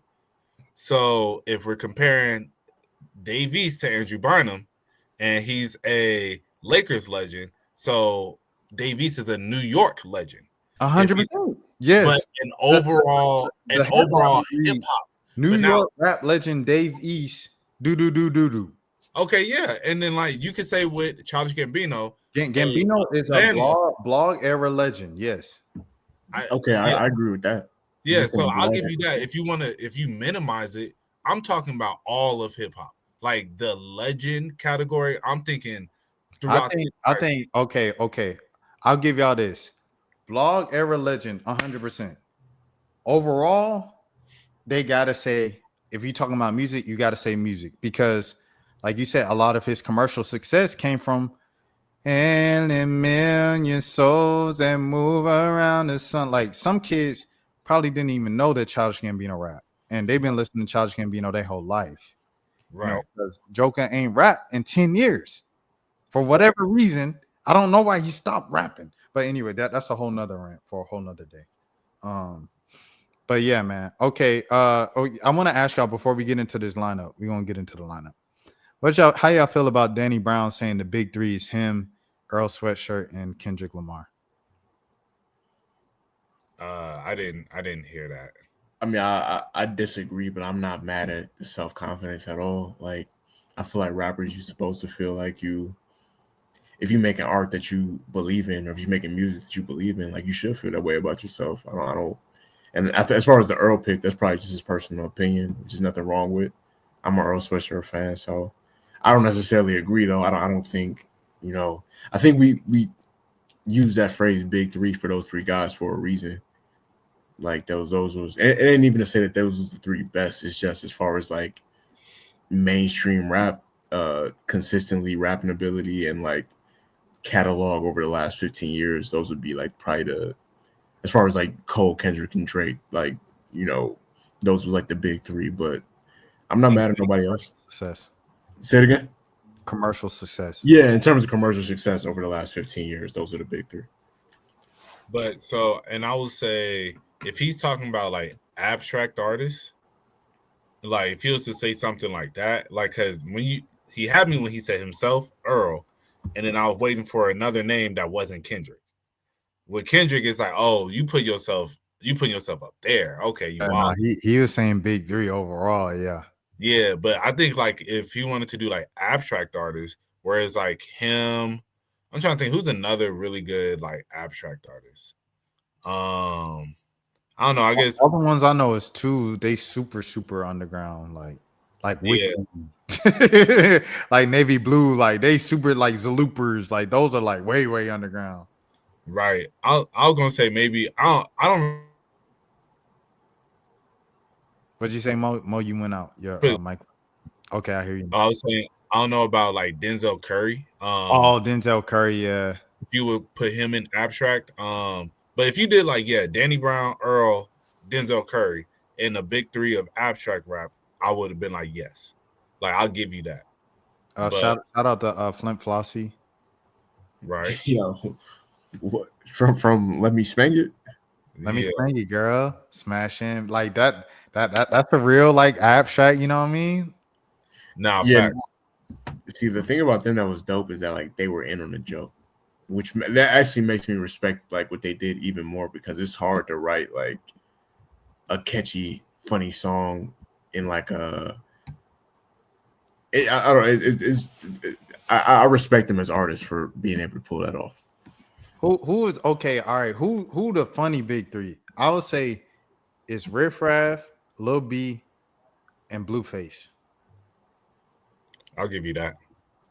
I'm a fan of. I never really listened to Riff Raff like that, but whenever I heard his verses, I definitely liked what I heard. You know what I'm saying? Like I never was like, "Yo, turn that Riff Raff verse off." You know what I'm saying? So I definitely respect him, and I was a Lil B is in low key like one of my top 10 favorite rappers of all time. If I'm being honest, like you never said turn the verse off, but you also never said turn the verse on. All right, there you go. Yeah, I was waiting for someone to disrespect. I ain't gonna disrespect Jody High Roller like that. You know what I'm saying? If you ever been in the car with me in 2014, you already know what Riff Raff mean to me for sure. Shout out Riff Raff, Jody High Roller, man. Nah, he's hard. Like I rock with Riff Raff. I'm Yeah. just saying, like Jelani, from what he was saying, I was just like, And yeah. everybody liked that one song when I played it too. Everybody, I didn't matter who in the car. Everybody always said, "What song this is? What was the name of this song?" Every time, the Dolce and Gabbana. Yeah. Every His time I first played song, that, whoever was in the song, they asked whoever was in the car. They asked, "What song was that?" His verse on Migos jumping out the gym was crazy. Oh As a yeah, personal jumping out favorite of the- mine. that was one of the better songs I think of like the decade easily. But Yeah, yeah. all right, let's get into it, man. This lineup. So Saturday, Lareezy opening up.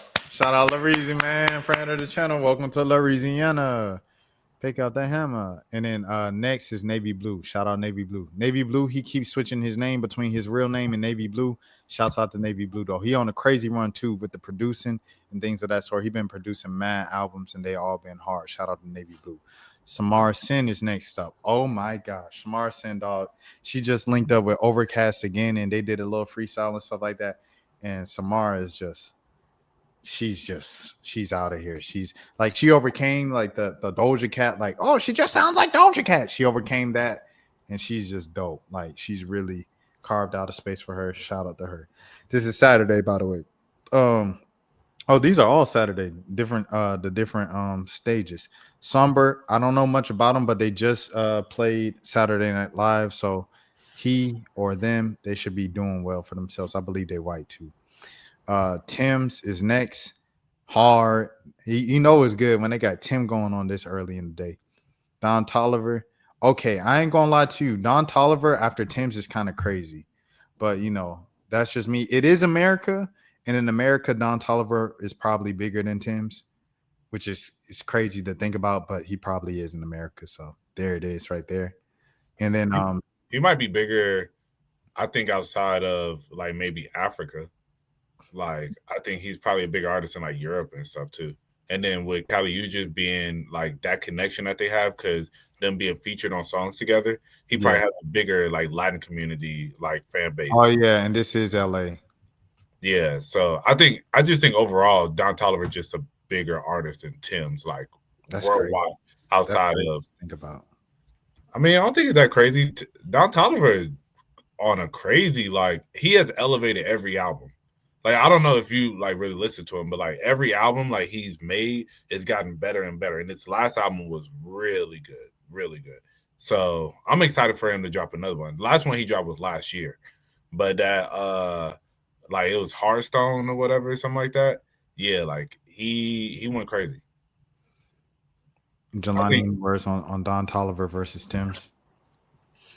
I mean, I don't know. I never really listened to Don Toliver like that. I mean, obviously Tim's got like the bigger mainstream songs, like as far as Essence and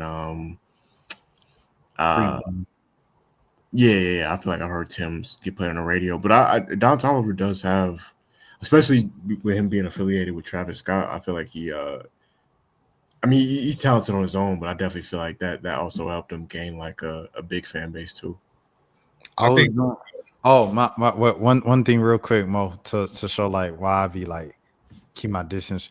So I seen him one time right at a festival, and I was just recording it, and you know he doing after party. I said, okay, cool. So I'm showing somebody the next day. They said, why did 3 Horns come out with fire when the beat dropped? I said, what? I look back. He had 3 dragon horns come out with fire in it when it's okay. I pull up at the after party. I said, oh no. And I seen him perform again at Revolt World. And that time I was like, everything he was doing, I was looking at him kind of skeptical. So, but I mean, I do love the song. Girl, just wanna have girl, just shout out Tito Touchdown, my dog. Yeah. So look, I think Tim has like, she has 2 songs that are probably like bigger commercially, but then overall catalog, Don Toliver's is like easily bigger. Cause I think about, you got After Party, you got Bandit, you got Lemonade, you got that song 3 a.m. that's out right now with him and Low Shimmy. So I think just like, yeah, overall, like as I said, I think he has bigger, like more notable songs. Like I'm pretty sure he probably has more charting songs than her, you know? Like I don't know that for a fact, but I would probably bet that he does. You saying it's more so like quantity versus significance for real. Yeah, because it's like as I said, she got Essence. Excuse me. She got Essence, and then the song that Drake and Future sampled her on. Wait for you. Yeah. Even though she didn't say I will wait for you, she said I won't wait for you. I did not know that. Yeah. ATL Jacob chopped it up like that? No, it's just the way she sings. Oh, like even shout in out the ATL Jacob. yeah, even if you listen to the original, I like the original too. Like I listened to Tim, so I liked him. So that's why it's not that I'm saying this as if I don't rock with her. I really enjoy her music too. But yeah, she had talked about it in an interview one time. She was like, yeah, like I didn't say I will wait for you. She said I won't wait for you. But yeah, but I think overall, like more people, like from what I hear, like a lot of people are big fans of Don Toliver. That's why if you look at first week sales, like Buddy sell, it's not like he's not going under like 125K. I don't believe. Hey, I mean, shout out Don Toliver for sure. Mm-hmm. Jelani, did you want to say anything else? I saw you leaning forward, so I didn't know if you want to say anything. Oh no! I was just looking at just reading the thing. So then next is Tyler Creator, and this is the closest I think we'll get to a Tyler Creator Childish Gambino versus. But Childish Gambino and Tyler going back to back. They both only have 1 hour sets. I'm not even gonna lie, like off top, I want both of them to have an hour and a half, bruh.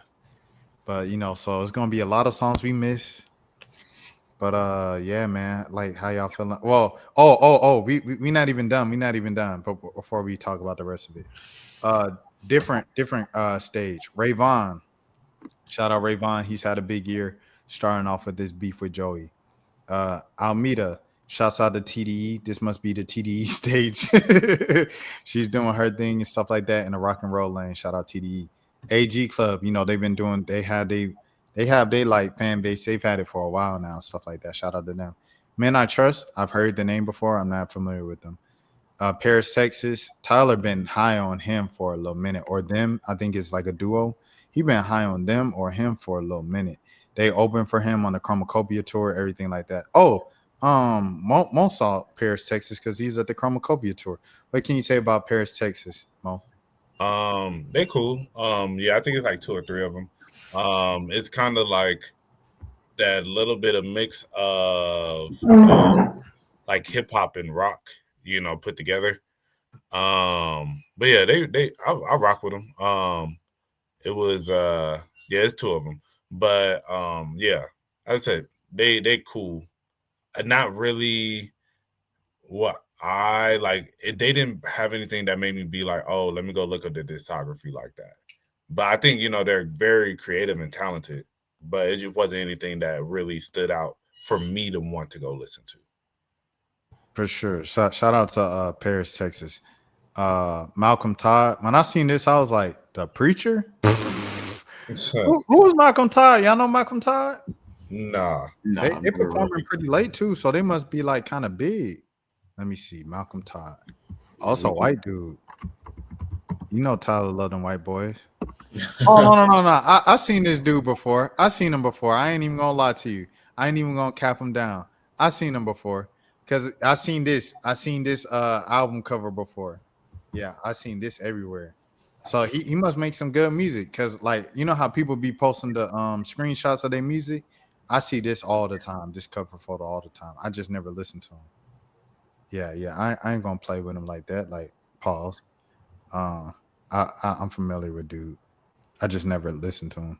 And then Clips is closing that night on the stage. So if you're there, pretty much you can go see Tyler, go see Clips, and then go see Childish Gambino. They had Clips and Glorilla performing at the same time. Oh yeah. They did that. He did that like a year ago. Yeah, last year. He had Mace performing at the same time as him. And I'm like, dang. And Mace had a good crowd too. So he just had like the perfect everybody who wanted to see who they wanted to see, got to see who they wanted to see. So I guess like we'll go here before we go to the last stage. What would y'all do at this time from 6:00 to the close? I think I'm going. You kind of have to go Don Toliver. He the only one performing at this point. And then I'm going to Larry June. And then I'm going to Tyler. And then I'm probably going to go see Clips over Glorilla just because I've seen Glorilla a couple times before already. I've seen Clips once, like, because randomly Pusha T was performing at the Hip Hop Awards. And then Malice came out and they just started doing grinding. I was like, what the heck? And this was when Malice was like still hiding. This was a couple years ago. But they did that. And then I would go see Childish Gambino, of course. So what y'all doing from 6 to 10 or 11? I would probably, like you said, like, because I don't even know who Malcolm Todd is, so I wouldn't go see that. And I like Larry June a lot. So it pretty much for me between Glorilla and Clips. I've seen Glorilla perform at a festival before because she was at One Music Fest last year. Very good set. I did enjoy it a lot. I haven't seen Clips perform, so I'll maybe do like first half Glorilla and then go towards the end of Clips because then they're going to play more songs that I will actually want to hear. Yeah. But yeah, I'll probably start at Glorilla, then head over to the Clips towards like the second half, especially since their set's a little bit longer. I'll probably leave out of like Glorilla around like 9:30 or so, and then head over to Clips. Jelani, what you doing? Clips or Glorilla? Definitely Clips. No disrespect to Glorilla. I like her music. Well, I like her as a rapper, but like I'm a legitimate Clips fan, so yeah, that would be easy for me. Bro, yeah, say it again. No, go ahead, Jelani. I gotta let you cook. Oh yeah, no. And then I would, I definitely would start if we start at 6. Yeah, I definitely go. Even though I'm not like really a Don Toliver fan, but like from what I've heard, I feel like I would enjoy. I haven't like heard anything that made me say like I don't like him. You know what I'm saying? I've heard him on features and stuff. He sounded good on the features, so I'll check him out. And then yeah, even though I'm not like against Larry June, I just never really listened to his music like that. But I am a 2 Chainz fan, so I would go to that show. I feel like that'd be a dope show. And then yeah, go to Tyler, and then we go to Clips, and then go to Gambino. There's some overlap, but yeah, that's not a bad. Tyler, for me personally, Tyler, Clips, Gambino on the same night would be dope. Oh yeah, for sure. I seen Pusha T and Tabernacle one night, bro. For like it was like this e-gaming thing. And so it wasn't that many people because it wasn't just an exclusively Pusha T show. It was like hey, come to this e-gaming event, and then we're gonna have Pusha T perform at the end of it. Shout out to Community, shout out to Ryan Johnson. And man, it was so dope. Cause like it wasn't that many people there and stuff like that. So we was up front. And then like I was like rapping all the words, say if you know, you know. And like he locked eyes with me, and then he was like, "That something hotter to see like a tiger skin." And then he saw me getting hype, so at the end of the line, he went, "Yeah!" And I was like, "Dang, bro!" And then he was in between songs, and then my boy, and then Malik, Malik, he was just like, "Easy," and then he said, "Easy." That's what I'm talking about. And then we started laughing. He said, "Hey, man, I ain't no fans. We all in this together. We interacting. That's how this go." I was like, bro, I rock with Pusha T as a performer. And this whole encore was just the good music remixes. So it was, oh man, it was a great show. Actually, so now that I'm looking at it, I wouldn't go see Clips. I would go get an early good spot for Childish Gambino. Okay. Yeah, that makes sense. Yeah, I'll probably leave Glorilla about like 9:30 and then go get a good spot for Gambino. Because I ain't gonna lie, Gambino and Tyler, they put on great shows. Gambino, he's slowing up a little bit. I'm not gonna lie to you. Like I went to the last show, he's slowing up a little bit because he's getting older. Like he like 44 now. He like 42. But because back in the day, oh man, like especially when Mo first seen him at the Fox, Joker was jumping on the speaker, everything like that. When I seen him, because of internet, he dancing all around the stage like this. He's singing and rapping, and he was doing everything in that sweater too. I was like, bro, how is he doing this? But now he slowed up a little bit, but he's still a good performer. And Tyler's a great performer, but Tyler said he getting tired too. So yeah, those are definitely the two best performers probably in the whole set list and stuff. Last stage, Loopers. Y'all know how I feel about Zalooper. I played that last album for y'all last time. Both y'all was rocking with it. Definitely got to see Zaloopers. Definitely got to see AZ Chite. You know what I'm saying? For the coast now. We at Dodger Stadium. Mike G. I think Mike G got he got the Marietta ties and everything like that, which is crazy because I looked him up afterwards and it was like LA. I don't know if he actually got Marietta ties or he was just randomly at Turtletopia. He was randomly at Turtletopia, then that means literally just big deal. Just big deal. What do you think, Mo? I think he probably just had ties with them. Shouts out to Mike G. Jelani, if you are unaware of what Turtletopia was, literally they had this out of Carter's, shout out Carter, DJ Dolphin Tits. He had this show outside of his garage every weekend or once a weekend, once a month at his parents' garage, and he just have local acts do open mics.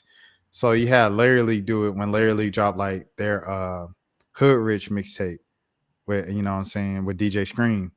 And so they were huge at the time. Pause. They had Brandon Thomas perform, the producer of You Guessed It, and that whole tape of Give 'Em Hell with OG Macko and Key. Rest in peace, OG Macko. And then what else? Who else was there? And then Mike G was there from Odd Future. So it was just like it was a lot of big wigs there. Ended up getting shut down before Larry Leak ever got to perform. But yeah, it was a legendary night. And that was one of the last times I saw Kim too. Rest in peace, Kim. Our dog. BB Tricks next. Shouts out to BB Tricks. She got a song with Caribou. I will not be watching that. Chezel, I don't know who that is. I will not be watching that. Larry June, Alchemist, 2 Chainz. Because if you don't work, you don't eat, young man. I love that album. I gotta go watch it. And the Alchemist. And then Glorilla, like I said, I love Glorilla. I've seen her perform multiple times. Like Mo said, she put on a great show. She has great energy. At the same time, it's just you at the same time as Gambino and Clips. It's a tough sell. It's a tough sell. 6-7. So any thoughts on this last stage, on the Nas stage for Saturday? Nah, not really. Yeah, I would probably maybe go see. Nah, yeah. So I probably wouldn't go to the last stage. I ain't gonna lie, except for Larry June. I might see AZ Chike performance. I just feel I like West Coast rap. So was when he dropped when he was on GNX, was that the first time y'all heard AZ Chike? Yeah. I had heard of him. That was my first time actually listening to his music though. I had never. Oh man. Shout out to Dan. Yeah, he left a few comments for us. Shout out Dan. Yeah, shout out to Dan. Yeah, no, that was my first time actually listening to him rap though. When he was beefing with Draco the Ruler, that's when I first heard about him. I heard a few songs from him. Oh yeah, I forgot about all that. Yeah. He was dangerous. Yeah, he was one of Draco's like main ops. Wow. Is he from Inglewood? Yeah. That would make because I know at one point Draco was beefing with an entire city, which is crazy. Yeah, either he's from Inglewood or it was like him and there's another dude that was collaborating a lot during that time. And I couldn't remember if it was him or the other guy that just was around him all the time, But I don't know if AZ Chike is actually from Inglewood, but I know he's affiliated with a lot of them. Okay, that makes sense. The house. Yeah, because that's when, Draco had dropped Ingleweird. Yeah, it was just crazy. Like to diss Yeah. a whole city. Yeah, R.P. Draco, man. Yeah, RP low key like one of the more influential rappers of like the last 30 years. Like just as far as LA rap, like he changed the whole sound out there. Yeah, No, no, 100%. And I did the thing on like where they was talking about Kendrick stole Draco's flow for GNX, and I was saying Drakeo, and people was like, in the comments, Draco, not Drakeo. I said, bro, I'm from Atlanta, bro. I'm not from the West, bro. Like, chill on me, dog. Shout out to Gina Views as well, West Coast legend for the media and everything. She plugged into all that stuff. She was there from the ground levels in the early 2010s, hosting ciphers and working her way up through media and radio and stuff like that. Shout out to Gina View. yeah, Yeah, she killing me right now. She fine. Like she's so good at her job, you wouldn't even realize that she fine. Oh no, brother. I definitely realized. I didn't realize for a little minute. And I was like, that's Gina Views. And I met her before and I didn't even realize. Yeah, no, she definitely she bounced back. I wouldn't even say bounced back because she never really fell off, but she definitely wasn't affected by when she got laid off by No Jumper.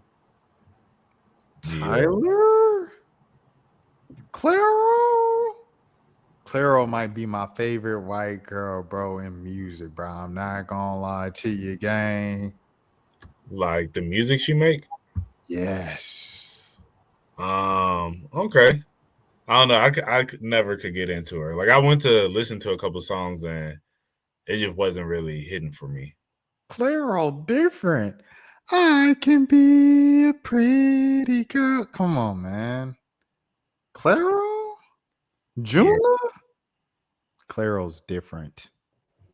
I mean, yeah. I mean, I'll go back and try and give it a listen. It just wasn't like I listened to a couple of her tracks. It just wasn't really hitting for me for real. Yeah, she different. She born in Atlanta, but she grew up in Boston though. So she not from like people be like, it's crazy how Claro from Atlanta. She's I guess not really from Atlanta though. Just born here. Yeah. But yeah.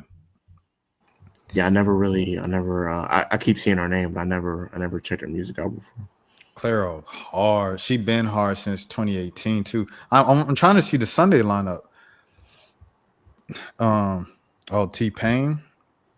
Trying to see is it it's right here. It's in the same tweet. It's in the same tweet. Okay, here we go. All right, we're gonna pull up Sunday. All right, let's do it. Ooh.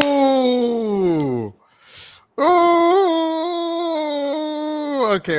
I'm sorry. I had to get on my low side. This is my first time seeing this one, the Sunday one. Ooh. All right, I'm done. Man, first stage. Zach Fox, 304. Enough time to go to church. So if you in LA, go to church, Buster. That's how they say it. Go to church or you a mark, homie. All right. Zach Fox, 305 to 435. Geezer, don't know who that is. Claro, y'all know how I feel about Claro. Doechii, y'all know how I feel about Doechii. ASAP Rocky, Rakim, yes sir. Next stage, even better. Party of Two, formerly known as Group Therapy. Shouts out to Party of Two. Kilo Kish, the low key alternative, lo-fi R&B legend. Kilo Kish. Deb Never. Don't know who that is. Damo Genesis, Odd Future, Forever. Lil Tyler, Tony Snow variant. Tony Snow copycat. Tony Snow little brother. Tony Snow little cousin. Shout out to I don't think so. when he first came out, when Law and Order first came out, bro, I was like, this is Tony's flow. I guess I never attribute it to him personally. But he does. Like he says multiple, like he's shown Tony that love and respect. Like cause he remixed the song, you know, the Playboi Carti, I'm So Proud of You.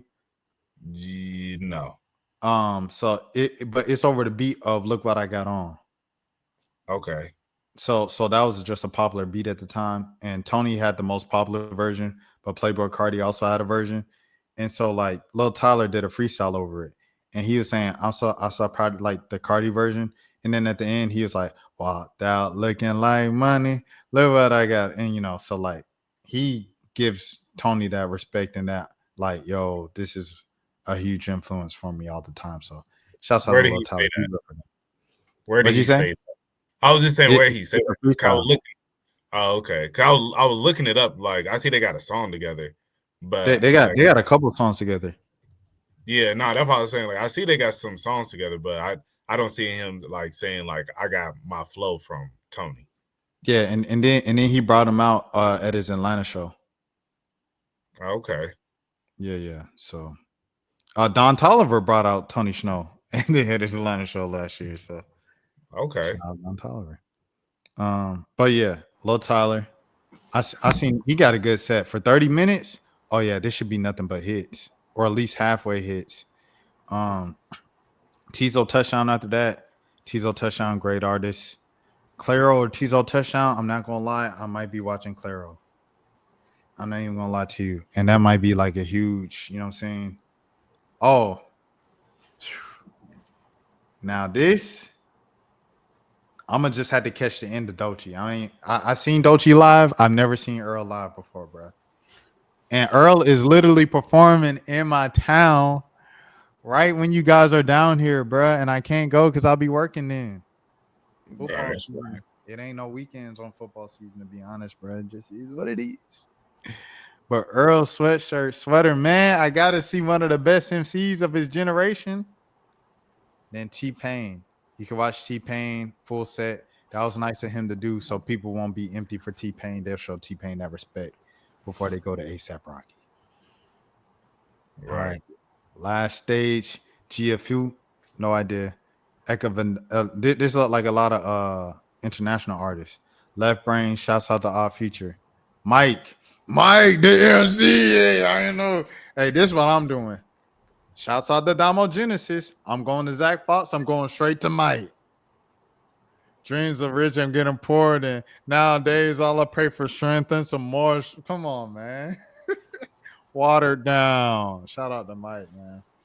So I'm guessing Zach Fox doing DJ set. Yeah. Man, see, that's the thing, bro. Like, he another one. He like Gambino, like rap, bro. Like, gosh, Lee, bro, rap, bro. Do F around and find out. That's what we want to hear from you, Zach Fox. Dude, Jesus is the one. We don't want to hear you mix is going down with, an R&B overplayed sample, bro. Like, I mean, I'm pretty sure he's gonna maybe the last 30, but it's an hour and 30 minutes. He doesn't have a set list for hour 30 minutes. Oh yeah, no. He don't have the catalog for that, respectfully. Yeah, so he probably gonna DJ and then and then after a point turn on a couple of his songs and then probably go back to finish up the DJ set. I hope so. But Zach Fox, I'm going Zach Fox and I'm going to Mike. Shout out Damo Genesis though. Shout out Odd Future. Without y'all, there will be no Flog Gnaw Festival. However, I'm skipping the set. I'm not gonna lie. Mike. After that, I'm gonna go up Lil Tyler. After that, I'm gonna go Fushi. Girls don't play by the same rules that the boys do. I'm pretty sure Fauci. It's not Fauci or Fouché? Fauci. It's okay. Fauci, are you sure? We locking that in? Fauci? I'm pretty sure, but I don't know for a fact, but I'm almost positive. Girls don't play by the same rule that the boys do. All right, next. Like I said, okay. All right, I'll probably split. I'm not even gonna lie. I'll split Tizo and Claro. I'm not gonna lie. And then I'm going to see. Ooh. Okay, I gotta see 30 minutes of Thundercat. So I'm gonna miss them changes to see the whole Earl set. I gotta see the whole Earl set. Then I'll go see Doechii. Then I'll go see T-Pain. Then I'll go see A$AP Rocky. And shouts out to Karel and Paco because they big like Spanish artists and stuff like that. But I'm listening to the Americans. Fellas, what y'all doing? What y'all doing? What's the big choice here on Sunday? I mean, yeah, I would probably go see Doechii because I ain't never seen her perform. And yeah, probably Doechii, then go to T-Pain, then go to A$AP. So I guess the big decision is Doechii and Earl Sweatshirt. Yeah, because I mean, I'm for sure going to Tizo. I mean, I've seen him perform, but I would rather go see Tizo than Claro. Even if like, yeah, it just her soft music and stuff is just not what I would want to. Like, if I'm at a festival, I don't want nothing like I don't want to be like no lullabies. Like, Yeah, I'm I heard it. trying to vibe. And then yeah, so I think the rest of them just pretty self-explanatory. Yeah, 'cause I'll go straight from Thundercat to Doechii. So you skipping Earl all the way. Um, Oh yeah, we had this discussion. You don't like Earl. I mean, I like Earl. I mean, I'm not the biggest fan. Like, so it's not like I know a bunch of music. So I'm like, I'd rather go to people that I know I'm going to enjoy for sure. Like Yeah, I've seen Thundercat perform as well too, but also it's just Earl don't have music. Atlanta. Yeah, Where he- they opened up for Anderson .Paak. Oh dang! Gosh, dang! Mm-hmm. That's a great tour. Yeah. But and then I feel like also Earl, yet again, is just like doesn't make music that I want to see performed. Even like the songs that I do like, he doesn't really have no music that I want to see performed like that. You don't want to see him do fine chocolate stuff like that. I fell on the way and I felt like a lime. I mean, that would be cool. Like, I mean, like, like that's just a verse, like, you know, and it's like it's not even that long of a verse. So, but last year he brought out everybody else that was on the song, or like he brought out El Cuso. They did that song and then they did the other one. Yeah. Yeah, I mean, I said like that would be it's like would I rather go see wait for that one moment? That's the thing with festivals, you know, it's like you're really when you go see certain artists, you may be just looking for that one moment and you don't know when he's coming. Yeah. So instead of me, like I genuinely like Thundercat. Like I will listen to Thundercat and like I do listen to Thundercat. And then Doechii, you know, of course, you know, I rock with Doechii, you know. And she's high energy. Yeah, you know. So that would be but like Earl, you know, I feel like, you know, he gonna do his thing. That's like, you know, when I went to One Music Fest this year, I saw Damani. Shout out to Damani. Yeah, you know, and it was just like, you know, Buddy can rap. But it's just like he can really rap. It's just like, you know, in a performance atmosphere, like I like to I don't know, unless I really, really usually got some songs that I'm just like, bruh, you be snapping on this. Like I want to see performance, not just you rap, you know. You know what's kind of ironic about Damani's career? I think his best song and probably his biggest song is like the one where DC Young Fly singing on the hook. Facts. And that's a great song. Like, that's a great song. Like, yeah, shout out DC Young Fly. He did his thing on that song. It's like with Damani, I feel like it's the same as Earl, where like, you know, when I looked, everybody was just like, you know, everybody just kind of, you know, just like rocking their head, you know, as opposed to like, yeah, you know, like if I say I'm at a festival, like I don't want to just be sitting here like, you know. Earl a little more turned than that though. Like, but I mean, but I hear what you're saying. I think compared to Doechii, she's such a like it's so like in your face with the performance that it might be like just an overall higher vibe and stuff. But Earl show, especially at Flog now, like he'd be like, because last year he was like, "Come on, man, we created this festival for like teenagers to mosh pit," like, you know. So, and what song did he play for them to mosh pit? They be moshing the East. That's a crazy song to mosh to. they be begging him to play East so they can mosh pit to it.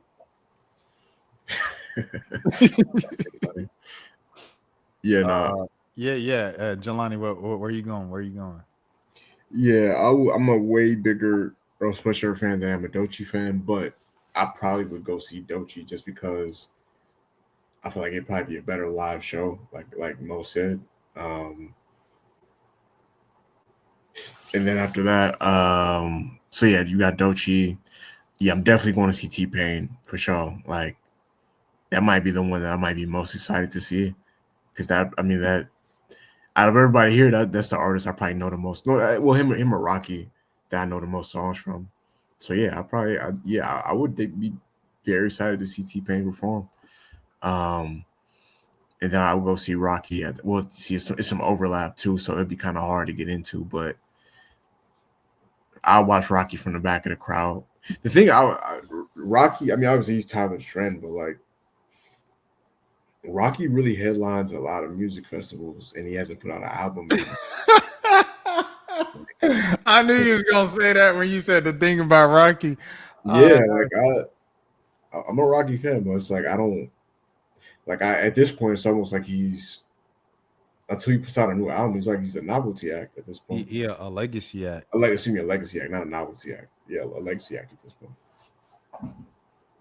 He a rap legend. Rocky is a rap legend. Rocky is a rap legend. Yeah, I would say Rocky is a rap legend. Yeah, he is. Yeah, okay, all right. Yeah, no.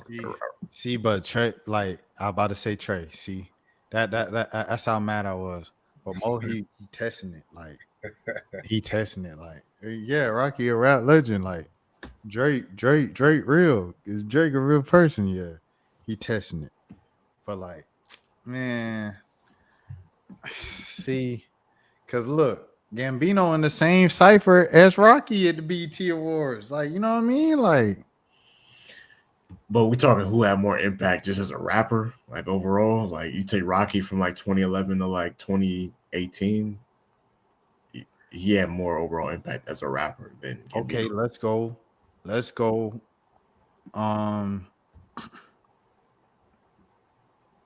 All the weird kids that came after Gambino and cite Gambino. Who? Them gay dudes. Brockhampton. Oh, okay. JPEG Mafia. IDK. You know, all them dudes like that. They cite Gambino's influence. Brockhampton for sure. And I don't know about JPEG because like Peggy, he like the same age as Gambino, but Yeah. he popped later than him. So I don't know about him, but a couple other guys, yeah, they cite Gambino as that guy. I mean, I think he's an influence, but I think they're all under the umbrella of Kanye. I think that because all the people you listed, except for Brockhampton, I think they're more influenced, including Gambino, all have that influence that come down from Kanye. But how many people you know influenced by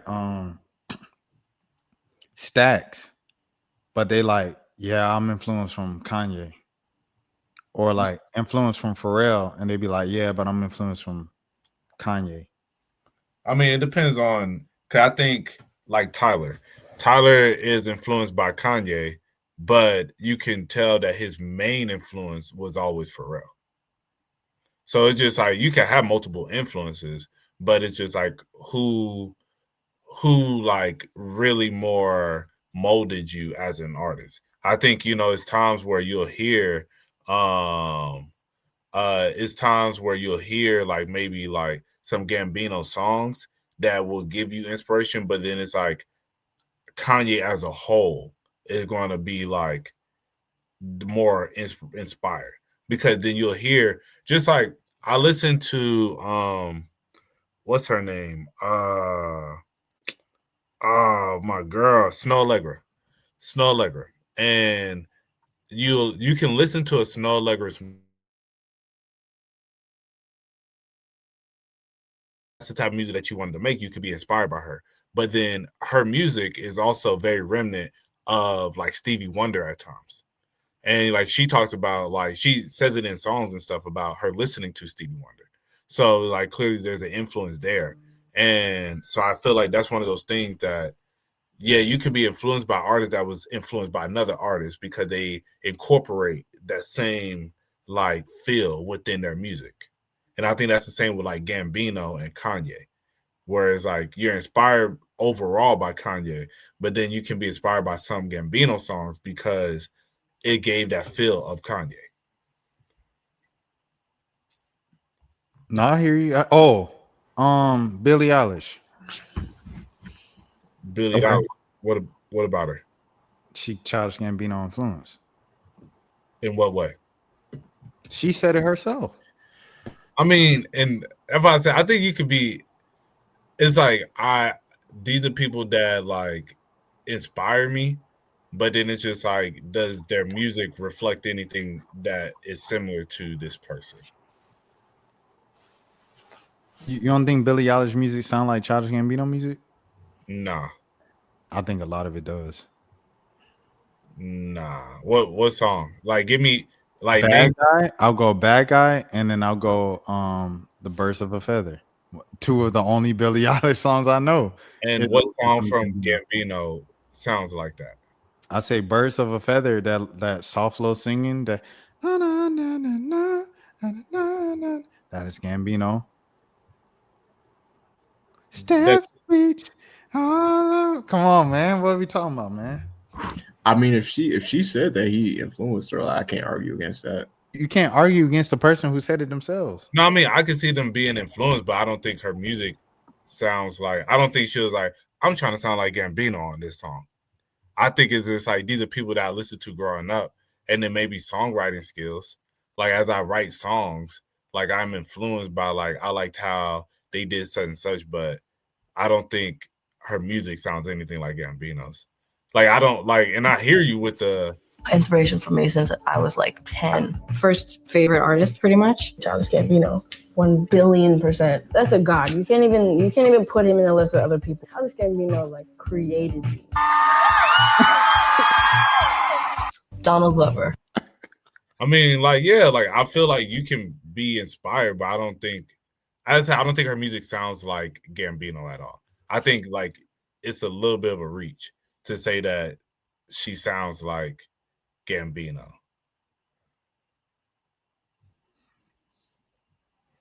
I mean, like, if I say you could be inspired by somebody, but it's like you're not gonna make the same music. Like, you don't have to make the same music with them. It's like, or even like, this could be a person that inspires you to make your own music, because it's just like, yo, like, I just love his music so much. I want to make my own music and make my own sound. Like, that's a very common thing as well. Jelani, how you feel after seeing that video? Yeah, I mean, I kind of agree with the point of like, somebody can influence you, but you don't necessarily. See, it's kind of hard to say though, because it's like somebody can influence you, and you might not make necessarily the same type of music that they make. So like, they still are an influence. Like, you take that influence and you make your own version of whatever you make based off that influence. So it's like, for example, like Young Thug is influenced by Kanye, but he doesn't sound anything like Kanye musically. Like, or even there was a period of Young Thug's career when he sounded a lot like Lil Wayne. That was like his biggest influence. But after a certain point, like now he doesn't sound anything like Lil Wayne. Like, it's a totally different style. So I think somebody can be an influence on you, but you don't sound like that artist per se. Yeah. I think but I also don't listen to enough Billie Eilish to know like if she does sound like Childish Gambino or not. Because I think it's one of those things that like you'll listen to so much music that like, as a person who makes music, I love Stevie Wonder. I've never thought like I want to make a song that sounds like Stevie Wonder. You know, it's like I just love his music though, you know? And I think that's where like, and some people can inspire you because it's just like, man, they really got in their bag. I want to go get into my own personal bag. And that's why I think like Billie Eilish is more of like such a big fan of his that it's like, man, this makes me want to go create something right now of my own, you know? It's not that I'm going to the studio and I want to sound like Childish. And I definitely think Bad Guy's a reach. I don't think nothing Childish like Gambino's ever made sound like Bad Guy, bro. With the beat drop, with the I'm that bad dub. Yeah, nah, I still don't. If you can give me a flight of Zila Stalkum. Oh, definitely not. No. Orlando, hotel to the bar. Yeah, with the boom boom bum bum. That ain't the same as Bad Guy. That's the So same. so thing? Gambino made 808s, bro. That's what you No. telling me? Like No. Gambino made, cause that's what you saying right now. Like you talk about boom boom. Like so Gambino made 808s. No, but it's the type of 808s and the way they use them is the exact same way that he used them in a particular song on a very popular album of his. Nah, I don't think like I've heard Bad Guy a good amount of times, bro. Like, and I love Zelos of Stockholm is one of my favorite songs off of that album. There, I don't ever see a comparison. Shout out Gambino. And Gambino, we can't forget. He boosted one of the biggest rap songs ever. What song are you? You talking about Bad and Bougie? Come I mean, on, man. What are we talking about? Real hip hop, real rap legend stuff. Bro, that don't make you. If I say he's very well connected, And he DJ'd the mixtape that premiered Columbia from Young Scooter. yeah, like very well connected, very well connected. But to be connected to that many like moments, like you gotta, you know what I'm saying? Because if it was Sway that did that, we'd be like, oh, Sway's a legend. Sway's a hip hop legend. But Gambino can't do it just because people don't know Gambino verse. I mean, you saying Sway is a hip hop media legend? Yes. I'm not gonna say Sway is a hip hop rap legend. Like he's not a rapper. But he is a hip hop legend, right? He's a hip hop media legend. Yes. Like Angie Martinez, like a DJ, like Elliot Wilson. No, I said media. Andre G. Like no, I said what I said. A media. Like he is a hip hop media legend. Okay, so but what about the DJs though, right? The DJs that connect special things and create special moments and curate special moments, right? We call them people legends, right? Hip hop legends, right? Like some of them, yes. So you know, he connected and curated all these special moments within hip hop. He not a legend? I mean, no, I don't. I just don't think he's as a rapper. If you want to say he's as a connection, as a figure within the game, yes. But if you want to talk about him as a rapper, no. It's like that's what I'm saying. Like, if you want me to give him the credit as a rap legend for his personal raps, no. But if you want to talk about him as a figure within hip hop, then okay, I'll give you a legend. So if that's what you're looking for, then yes. But him as a legend, he's a rap legend for sure. Right. So his personal raps is legendary. Yes. No. He made Because of Internet. Is that not a classic rap album? That is a classic rap album. A lot of people will say no. Personally, yes, but like it ain't even no personally. It's like you see most people's walls, right? When they got the vinyls up. Most people's walls gonna have that Gambino face on it where he high out of his mind with the Hawaiian shirt on. Nah, not most people, bro. Of a certain age.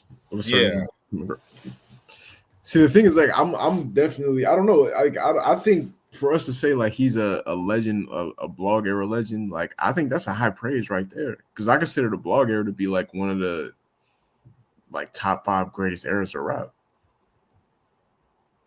So for me to say he's in like the same tier with like, I don't know, because I was gonna say Wale, but I think Wale is more of a rap legend than Childish Gambino is. Yeah. But that's what I'm saying. Like, you can't, it's not on. But okay, let me say this. I consider just off the strength of Atlanta, the TV show, because I do consider like the same way that Hype Williams is not a rapper, but he's a legend as a video director. Hype Williams is a hip hop legend. So I would say you can be technical and say that Childish Gambino is a hip hop legend because Atlanta is a hip hop show, like culturally speaking. So if you want to say he's a hip hop legend just for that show, you could say that. And that's why I say, like, if you want to just say he's a hip hop legend, then yes, I'll give you that. But if you want to say for his personal raps, he's not a legend for his personal music. But I think, like, and as I said, like, this is coming from somebody who's a fan, but I'm like, let's just be realistic, you know? He's digging deeper through these. That's what I'm saying, bro. I'm just looking. I already seen Gambino albums on a couple of them. That is one of the ones though. Like when you see people on YouTube doing like the little breakdowns and stuff. Yeah, that is one of the ones you see in the background. It be because of the internet. I haven't seen the Gambino album on any of these that you. You ain't seen. All right, I'm gonna go back to the top then. We gonna Or do maybe it like that. it was covered up, so I couldn't see all the albums that you were looking at either. Let me see. I knew. Rest in peace to MF Doom. I knew you were the one for me. I swear the whole world. Wait, hold on. Let me see if he was right here. Okay, you said Huh? the particular one. Wait, man, come on, man. No, you literally said because okay. this whole conversation was All because right, hold on, twin. and then I told you that Awaken My Love that's not hip hop, and we're talking about how he's a musical, like his music, like artistry in general. I think you cutting up. I said we talked about, and I already gave him his credit for. What do you say? Okay. Yeah, see, look, as I said, bro, because the internet, it's like, nah, Awaken My Love, yes. Awaken My Love is a legendary album. That's a classic album, for sure. Because the internet, I love Because the Internet. Like, that's one of, like, a very good album that I very much enjoy. Like, I would say that's probably, like, top 15 for me, for sure. But if you ask people are not going to say Because the Internet is a classic album. There's some of us that feel that way, but it's not like a universal thing. Because I would say it's a personal classic for me. Exactly, but that's what I'm saying. Like, if you talking about, I'm talking universal. Like, I'm not talking niche. You know, it's right here. Classic rap albums of the 2010s is right here. We gave him a blog era. We gave him his blog era credit, bro. It's like you want us to keep giving him more. It's like we gave him. But also his run as a rapper, his run as a rapper was short. Like, he was only a rapper from, like, as far as getting notoriety, it was from like 2011 to like 2014, and he never rapped after that. Like, for us to say that he's a legend of his era off of basically a 3-year run, just strictly rapping. 3-year run is crazy. 2011. What we talking about him rapping? 08 to 2015. People wasn't. That's what I'm saying. Come on. People was tapped in 2010 up. 2010 up. Jelani tried to help you, bro. Like 2011. 2010 I remember 2011 Camp. Heartbreak. No. Before that. Heartbeat. My bad. Baby girl, you know what I want. Let me do it to you. Let me do it. That wasn't getting played on MTV. 2010. Heartbeat was getting played on MTV in 2011. Baby That's girl, when he really started to. Do You Like was 2010. People know that. 2010. So you got Childish Gambino fans know that. Facts. I'm saying, like, Do You Like is a TikTok song. The kids know that song. He performed that now. Bro, I can ask my niece right now. She's not gonna know that song, bro. Maybe retroactively it became that. But, like, as far I'm talking, okay, in real time when he first started really getting noticed, I knew in 2010 I probably knew him more for Derek comedy than I knew him for music. Okay, same. That don't make him not a hip hop legend. I'm saying, like, 2011 to 2014, that was his real run as a rapper. Now, was he rapping before then? Yes, but, like, when did he get known as a rapper? It was like 2011 to, as far as some rap, it was like 2011 to 2014, and then he stopped rapping after that. So it's really like a 3-year run of Camp, the Royalty mixtape, yes, Hustle, yes, Because the Internet, Kawhi Stone Mountain, be looking for Detox. Yep, Kendrick Lamar. Yes. What? Yeah, like he had. What do you mean? What Mo? That count? That count? I'm saying he had enough moments during that 3-year run where you would say he a blogger legend. He was a legend during that. He's like, it's like Asher Roth. Like, Asher Roth is not. Asher Roth and Childish Gambino is disrespectful. I'm sorry. That's not disrespectful. That's disrespectful. If you're talking strictly rap, I love Greenhouse Effect too. I love it. Greenhouse Effect, classic DJ Drama once again. That's against the grills mixtape. He got Justin Bieber and Chris Brown rapping on that joint. I love that mixtape. That's disrespectful to Childish Gambino. Actually, you know, it would be a better comparison. Chance the Rapper. No. if low key, if we talk low, well, no, Chan's not really blog. He's like tail end of the blog era. Like he, Facts. I think Chance got more acclaim as a rapper than Childish Gambino. As a I rapper, can't go that far. no, he does as a rapper, bro. Well, maybe now because he's still. That's rapping. the reason why I'm stepping for Gambino right now. Because you give people a little inch, they gonna run them out with it. No, but like, bro, like we're talking about universal classic, bro. Not just because I'm a fan of this person. Like I'm talking about universal classic rap albums. And if you're gonna say that, acid rap is that. Acid rap is that, bro. Like that. Because of the internet. No, but it's not universally as known as a classic rap album, bro. Like if somebody was to have a conversation with casual fans, bro, like that's what I'm saying, universally, like, and that yes, that was a legendary sample, but we're talking about a whole body of rap work, like that's what I'm saying, bro. He was on Wildin' Out. What?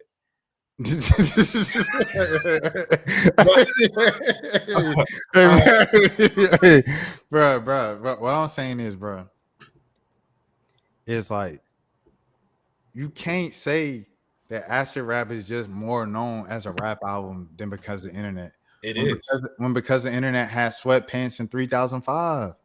Bro, acid rap as you said, if he would have never made anything past acid rap ever again, bro, he'd be Lauryn Hill. Yeah, he would be Lauryn Hill. If Gambino only dropped because of the internet, he would not be Lauryn Hill. He would be Big L. Oh, that's disrespectful. Hey, rest in peace to Big L. You know what I'm saying? Big L, he be putting it on. But am I wrong, Jelani? Am I wrong? No, I get what you're saying. But Gambino didn't stop at that. He made the Gangsta Girls mixtape, which was his best rapping. He rapping better on the Gangsta Girls mixtape than he is on because of the internet. Because the internet just got better songs. But bro, you keep talking as a fan. I'm talking about think outside of your own scope, bro. Think about but then he made This Is America. We can't just write off This Is America. Bro, This Is America only big because of the video. Like don't count that. One song of the year. Song of the year ain't music video of the year. Bro, because of the video, it became more acclaimed, bro. Because it was like the imagery behind it. So not every time anybody ever thought of that song, they thought of the video. So yes, that became a bigger thing, bro. Anytime people protested, they played Kendrick Lamar, All Right, and This Is America, Childish Gambino. Yeah, and as I said, like he changed the land. Like when you make a shape-shifting song like that, bro, that's what I'm saying. He released it at the perfect timing. And then also when he released it, the video was so powerful that people attributed to social justice. Two of his biggest hits. Shout out to Dan, by the way. Two of his biggest hits did not have music videos. Bro, like you keep going, you're everywhere with it. Like it just I'm telling you, LES doesn't have a music video. He's rapping on that song. But nobody knows the verses for those. Like I'm saying, like let's look at the numbers. Let's look at the numbers. All right, let's look it up. Childish Gambino, Spotify. Let's look at the numbers. Because I'm not going to speak because it's just going, Rashad he just this, he does that. Let's look at the numbers. LES is number one most popular song. Childish Gambino himself, crazy picture, by the way. 27 million monthly listeners. Let's go to the numbers now. Yeah, show me the exact numbers. 888 million, nearly a billion streams on LES. What is we talking about right now? Bro, I've never heard nobody ever rap those verses, bro. That don't make him a legend though. Like, but that's what I'm saying. Like, I'm a fan of Gambino. Like, you guys sound like I'm not a fan of this dude, or like I don't respect. I respect him more than a lot of people do, bro. I respect his career. He had if we talking overall, because we just talking about the rap portion of his career. If we talking his whole career, bro, he had a great career. He's had a great career. We just talking Awaken My Love and everything included, great career. But if we talking strictly rap, and he hasn't rapped since like 2014, I can't say he's just definitively a rap legend. But I wouldn't be mad at somebody feeling like that either, though, because we agree that he is a blog era legend from that time. The Sway freestyle and a Hot 97 freestyle with Peter Rosenberg is classic legend, classic moments. The Sway freestyle for sure. Bro, how about this? You know what? We can do when we come to New Orleans, it's gonna be a lot of people out on Bourbon. We can just walk up to random people and ask them, how do you feel about Childish Gambino as a rapper? And then see what the consensus is. And we can like start asking people, because that's what I'm saying. Like, you like if we talking about just like the fans, yeah, us as fans, yes. But then if you start asking the everyday person, they're not going to say none of that, bro. My boy Dan ain't said nothing about Childish Gambino in the chat yet. Dan, where you at with it, bro? Well, he said he's more of an old school hip hop fan. He said he liked Onyx and more throwback stuff like that. He said Chance. Oh yeah, no, we definitely, to answer your question on Dan, we grew up on Wild 'N Out for sure. We definitely remember that show. I think it's still. I don't think they should do it on the MTV, but I think they still do it in real life. Yeah, they still do it. They still do it. He said, I'm here. Yeah, but that's what I'm saying, bro. I'm like, realistically, bro, like as a rapper, he's not known as a legend. As an artist, as a creator, yes. But if you're just talking about his rapping, like, bro, it's like the everyday person.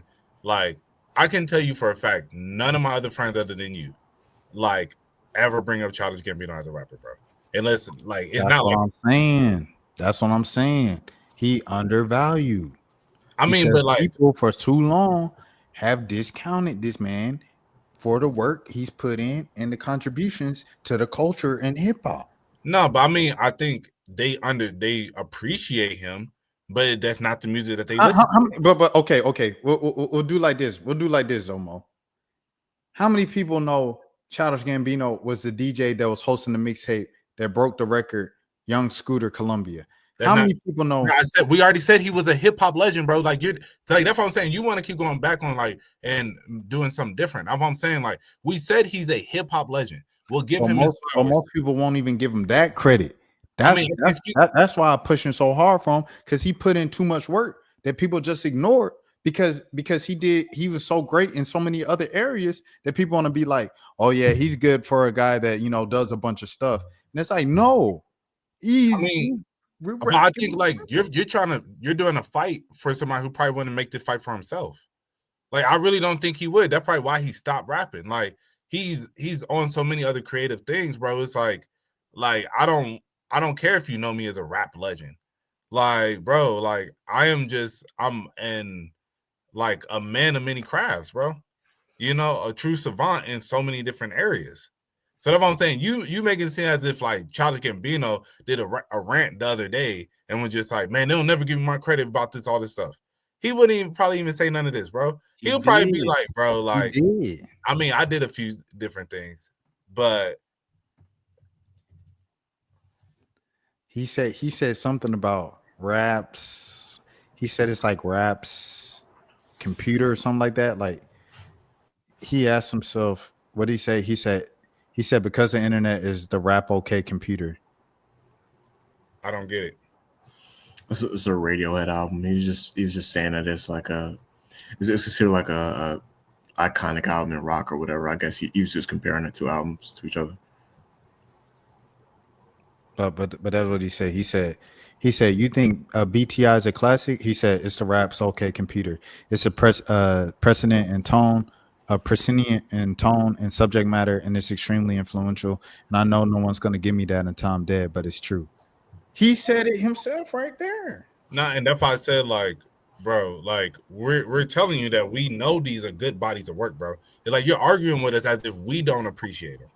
I know y'all was there because y'all was there with me. Right, I know, but that's what I'm saying. I'm talking about the masses won't give him this, and this is what he deserves. I think, but like because I don't think none of his like rap verses. I think the music overall is great music. He knows how to make really, really phenomenal music.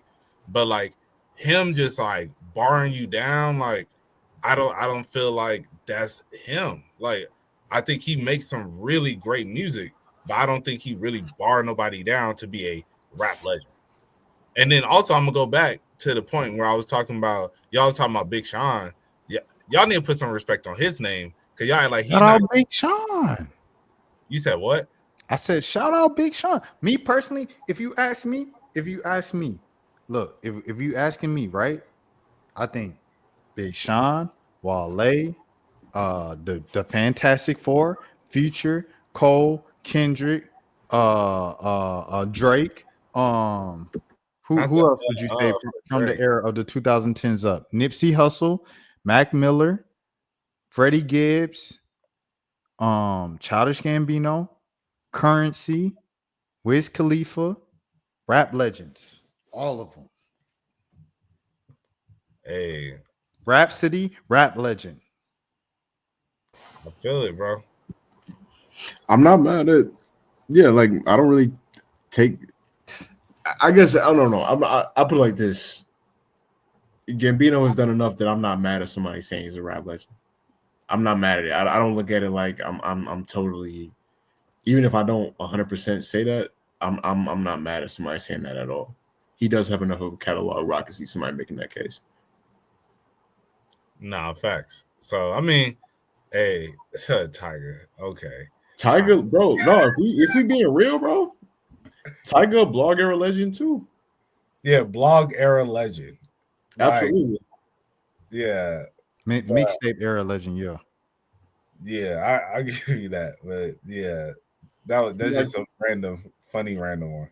Oh yeah. From like 2010 to like 2013. Because Dan put the 4 Shout out to Dan, man. Hey, He them put the well four done exclamation mixtapes. points so that, like you say, you very passionate about Tiger. I feel it. Nah, but hey, man, shout out to Gambino, bro. Like we appreciate, we appreciate all of the contributions that he's done. To the culture, to hip hop, to rap music, yes. He said, bro, Tiger was gold, right? City Records. I remember when the mixtape that Rack City was on first came out. It was on that Well Done too, and I just remember, I was gonna say that's a classic. both of the Well Done, the first two are definitely classics for sure. That Heisman part 2 with Honey Cocaine, bro. Oh yeah, that he had Make It Nasty. Yeah, no, Tiger had a run for sure. No, facts. But yeah, hey, shout out to all the hip hop legends out there, man. Oh, he had the song about Kylie Jenner. Right. She a big girl dog when she stimulated.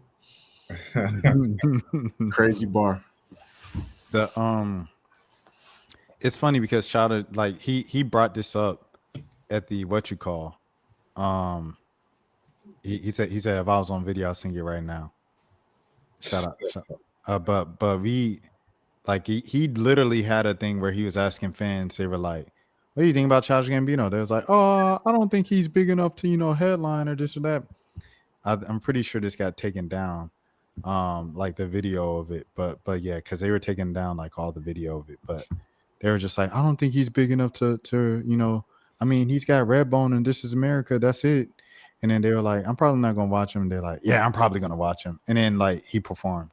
So like he's well aware of like people just not giving him the credit because he doesn't have the commercial success. But like he's like it's like, but like you guys said, I ain't gonna lie. I'm gonna keep it a bean.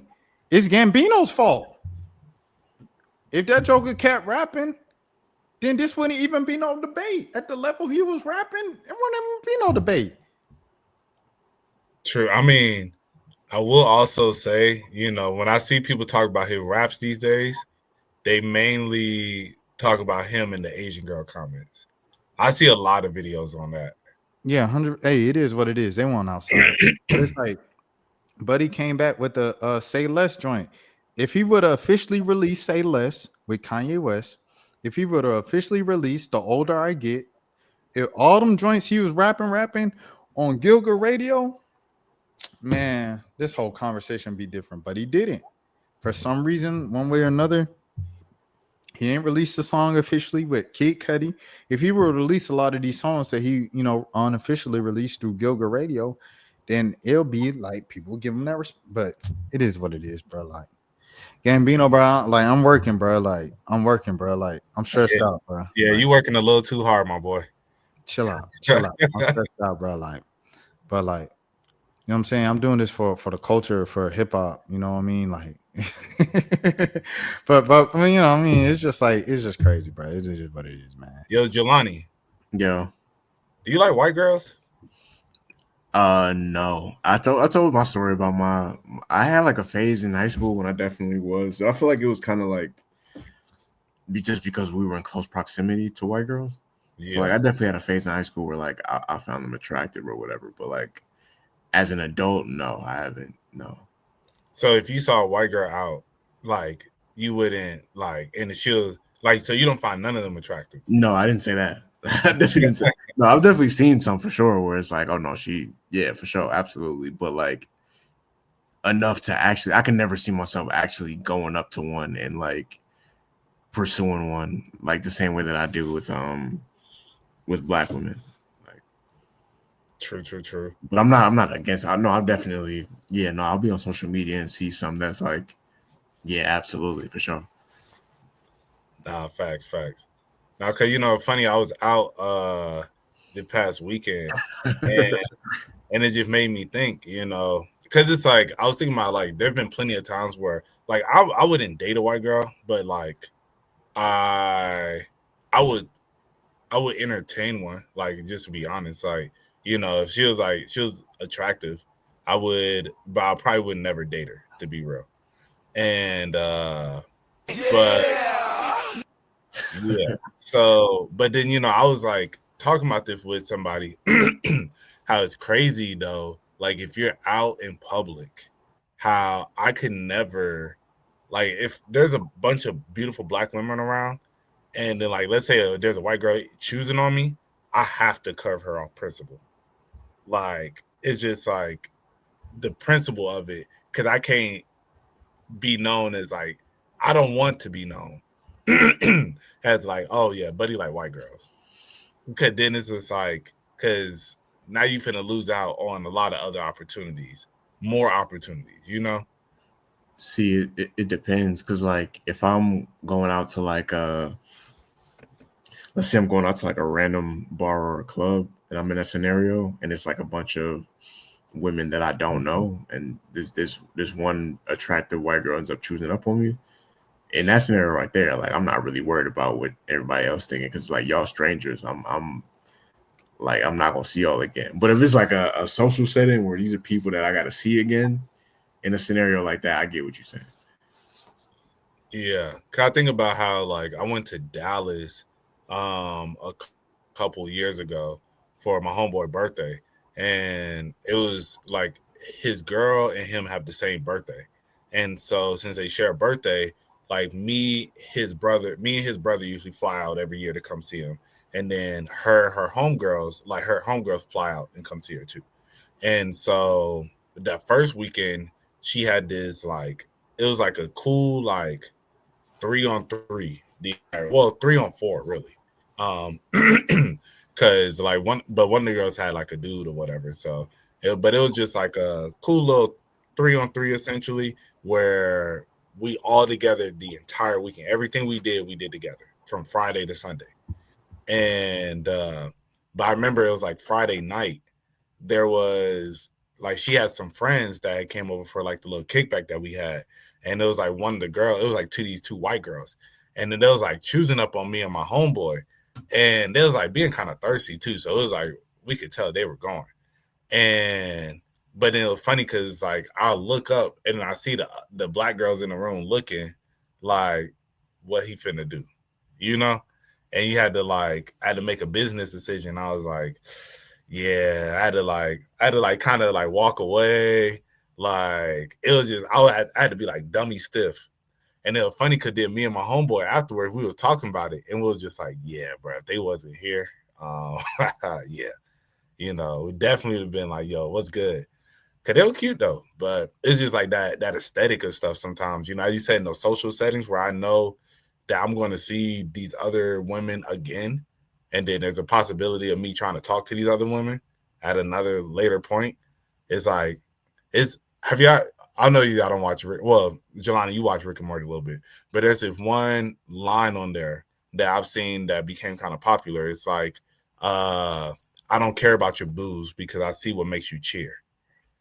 And it's like that's kind of like the same thing because it's like I think about that line in this instance because it's like me trying to go up to a girl, like a black woman, and be like, "Oh yeah, I find you fine." It's like, so that don't really mean nothing. Cause I seen what else you think is fine, you know. And then now you out the game. Yeah, no, it's a fact. It's definitely hard to bounce back from the reputation of being like the bunny hopper. No, facts. And I just be thinking about that sometimes when I pop out. Cause I got a lot of homegirls, you know. So when I pop out with my homegirls, like, you know, it's like if I ever see like there's a white girl choosing, and it's just like I think just for I'm like, yeah, it's like I don't even want to be, I ain't even trying to have that look. So I'm gonna just go ahead and curve this. I'm be like, man, I don't know, she trash, bro. You know. But let it just been like a solo mission. I'm just with my homeboys. Yeah, be like, oh, you kind of cute. Like, what's up? Let me get your number. You know, I ain't gonna lie. But yeah, eventually I probably will end up. I don't know about dating, but eventually I probably will end up swimming in the milk at some point in my life. Yeah, you know, making a little connection. Hey, glad you made it back safe, Dan. Yeah, I was trying to say I got a 12:30. I gotta be up at 5 a.m. tomorrow. But either way, we gave the people 3 hours. Right. Hey, if you didn't know what a hip hop legend was today, you probably still don't know. But hey, we glad, you know. We hope y'all enjoyed the Mr. content. Thanksgiving, DJ Drama. Yeah. Yo, during the week, I'm gonna clip up. Because I think you could set it up to where you could each have your own. I'm gonna find that out. I think we could each have our own soundboards, but I think I might buy like the actual manual like soundboard. Oh, and you can connect it to your computer type deal? Yeah. That sounds expensive. They probably got some cheaper ones. If I could be wrong.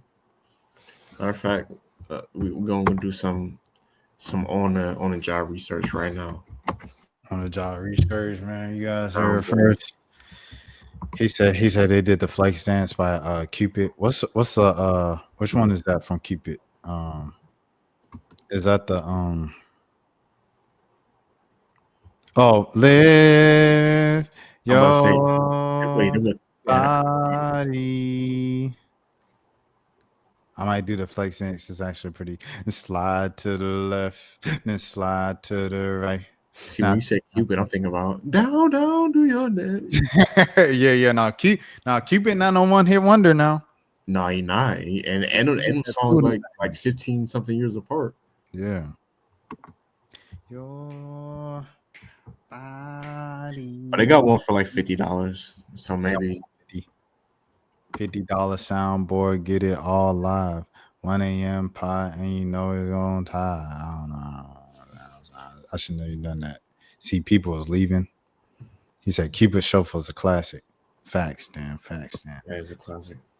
All right, y'all boys ready, man? Oh yeah.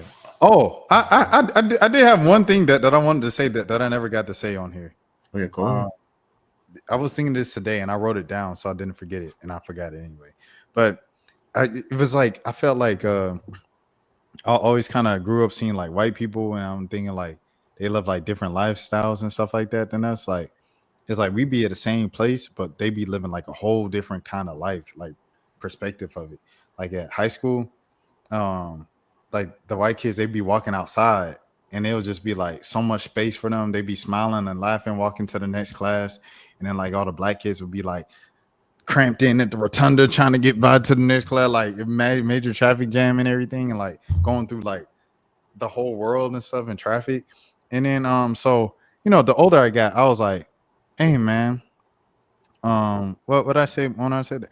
I was like, maybe that's just like my perspective being young and naive and things of that sort, right? So that's what I said.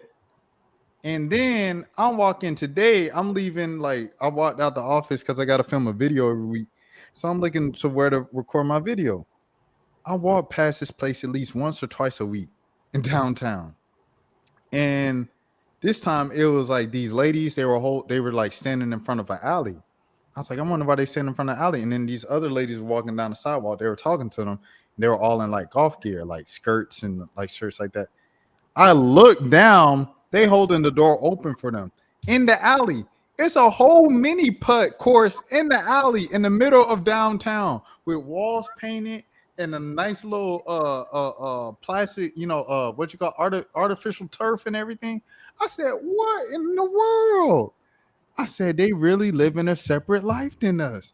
A secret little portal, everything today, to this day. I mean, I think that's just any place in the world. It's all about like the connections that you have in the sense of like if you plugged in, because there's a lot of places in Atlanta that are black that you would never know about unless you just know. So there's a lot of black people living a whole different life from other black people within the city. Like as I said, like there's this one, like when I was talking about the after hours, like all the different places that got after hours and stuff, bro. When I first found out about that, I was like, that's why I said, like, to me, the club closed at 2 every night. Doesn't matter where you at, all the club closed at 2. Then I found out, like, bro, when I was there, and then they kicked everybody out at 2, and then just brought in the rest, like everybody else back in at like 2:45, 2:30. I was like, what? Like, this is crazy. So I get what you're saying. Like, they do be living a different life, but I just think that's also just like, that's a common thing about like how tapped in certain parts of areas, like, are you? I'm so you said you said this was in an alley in New Orleans, bro, in downtown, like just a random golf course. a sidewalk. I walk down at least once or twice a week for months now at this point. Never seen this, and it's just a random alley in between like stores and shops, right in front of a bus stop. Like it was like an alley, but it was like a little gate that she was holding open in the alley. Like a little. You see a restaurant, and you see an alley, and then a gate. You would think that gate is like just a trash can. You know what I'm saying, on the side of the building. That's it. Nah, it's a whole painted artificial turf, little flag pole, you know what I'm saying, and the little cup, for the little goal post or whatever, or whatever they have in golf, you know what I'm saying, a whole nine, and they all dressed up like they going golfing. Yeah, I think every major city has like you were saying, like the black people have their certain activities and the white people have like their core activities, but then it's like some overlap, you know what I'm saying? It's like certain places where both races might go. And then of course, obviously it's more than just black and white people in all these towns. Like it's different like races that got their own, their own stuff that they into. But yeah, it's the same thing in Atlanta. Like it's certain things in Atlanta that's like black people are just not. It's certain bars, it's certain like what's that one bar on the Beltline? The one in Kroger. Say it again. The one in Kroger. It might be not. I forget. I think it might be next to the Kroger. I forget what it's called, bro. It's a no, not the one in the bar. I know what you're talking about, because there is one inside of Kroger, but it's another one that I be seeing all the white people on TikTok be going to or whatever. But you'll never see any black people going there. But they popping though. Like they on Saturday, whenever I be on the Beltline, I go past. It's always lit. Like so, but it's the same way you'll never see no white people at like. I mean, I know it's closed now, but like you would never see no white people like Zari or like 1145 or something like that. You know what I'm saying? So, yeah, I think in any major city you got the black events and the white events. Facts. I'm saying the stuff that's like a secret, like that junk is like a secret, like little like you know what I'm saying, like a little Narnia door. Bro, I went to Yeah, I see what you're saying. in Atlanta one time, bro. Like random night, I was out with some people, and then we went to this club that was when you walk in, it was like 3 a.m, and it was like when you walk in, it's a smoke shop, and so like it's just like a guy just sitting there, and so you think like, why are we walking to a smoke shop this way? But all the lights are off, so it's just like it's a smoke shop where buddy just sitting there watching TV, just chilling, and then you go up to the wall like towards the back, and then it's like it's a secret wall that like turns into a door, and then you just open it up, and then you go downstairs, and it's a club. They got strippers down there, like it was a lot of people. But that's why I say it's like in a lot of places, you know, being tapped in. And if you tap in with the white people, like the white people probably, as you said, like they do be having their own like things that's like, oh, if you know, you know. But I think, you know, shoot, anywhere, you know, like in major cities at least. I mean, shoot, there's probably some stuff in Dallas that I probably never heard of that if you know, you know, people probably pop out to a lot of things that like, yeah, I ain't never heard of that. Like, yeah, bro, you know, this where people be out every Saturday. I'm like, oh, I thought it was just nothing but, you know, fields and stuff out here. But yeah, but I do feel like they do live different lives, you know.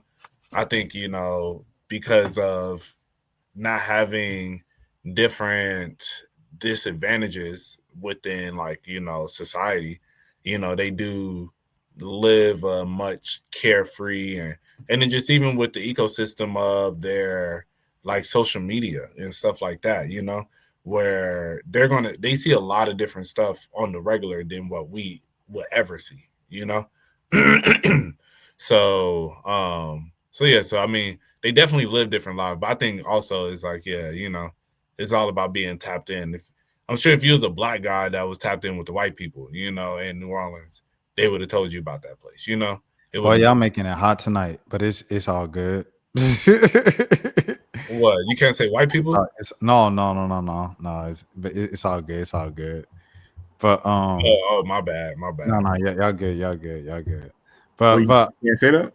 no, not that. Oh yeah, you got to tell me when But yeah, man. Hey, y'all let the people know where they can find y'all and stuff like that. We hit the 12:30 mark, we hit the 3-hour mark and stuff like that. Y'all let people know where y'all can find you.